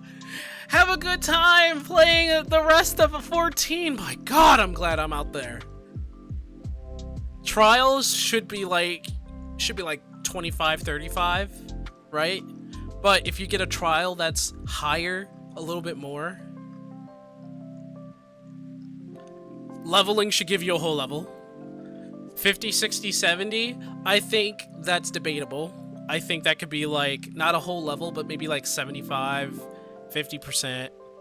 Like that should be ranged depending on the dungeon, between 50, 60, and 70. Like 50, 35, 60, 45, 70, 55 or something like that. Oh, well, 70? 70, yeah. 70, 45 bonus on top of that, yeah.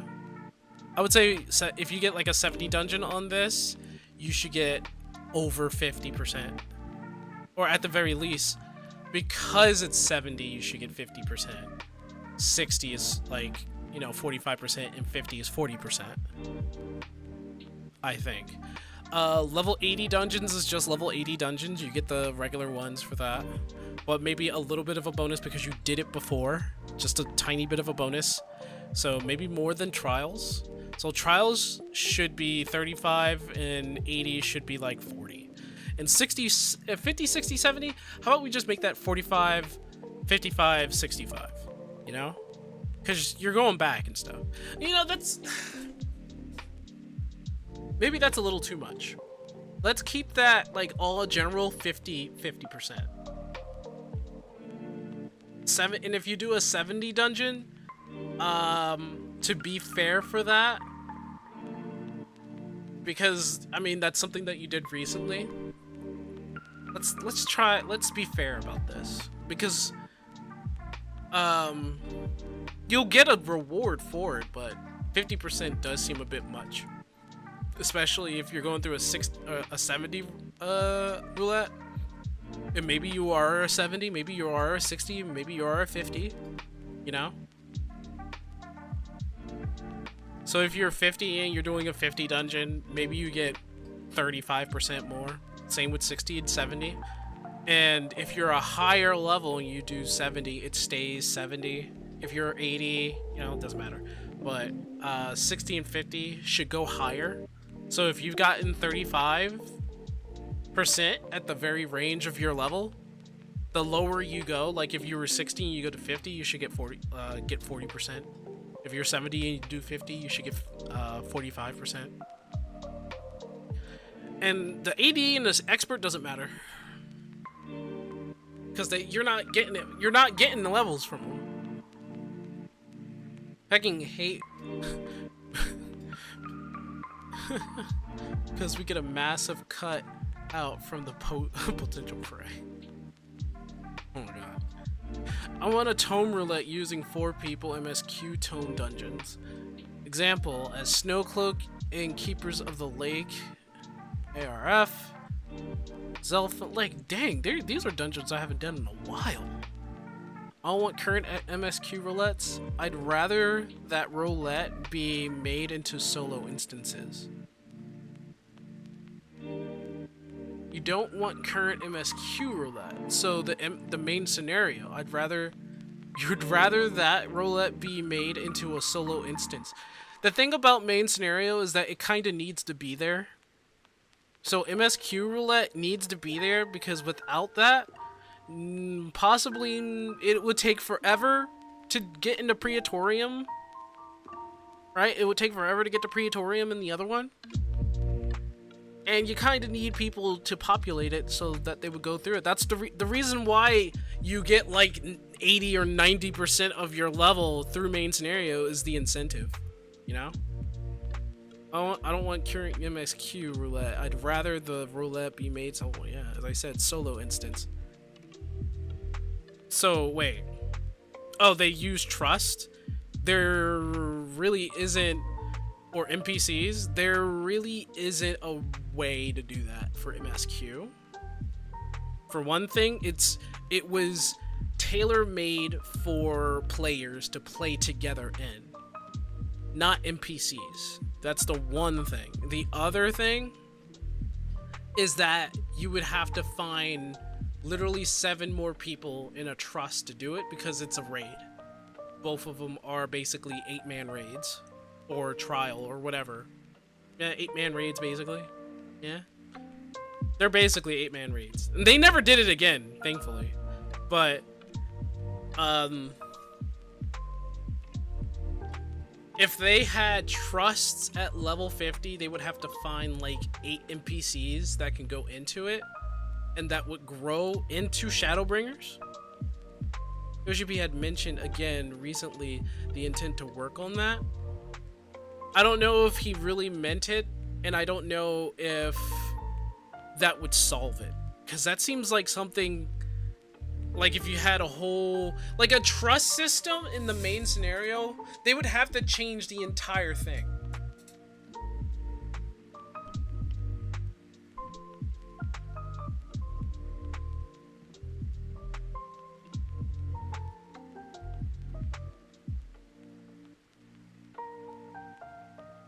Nobody likes MSQ.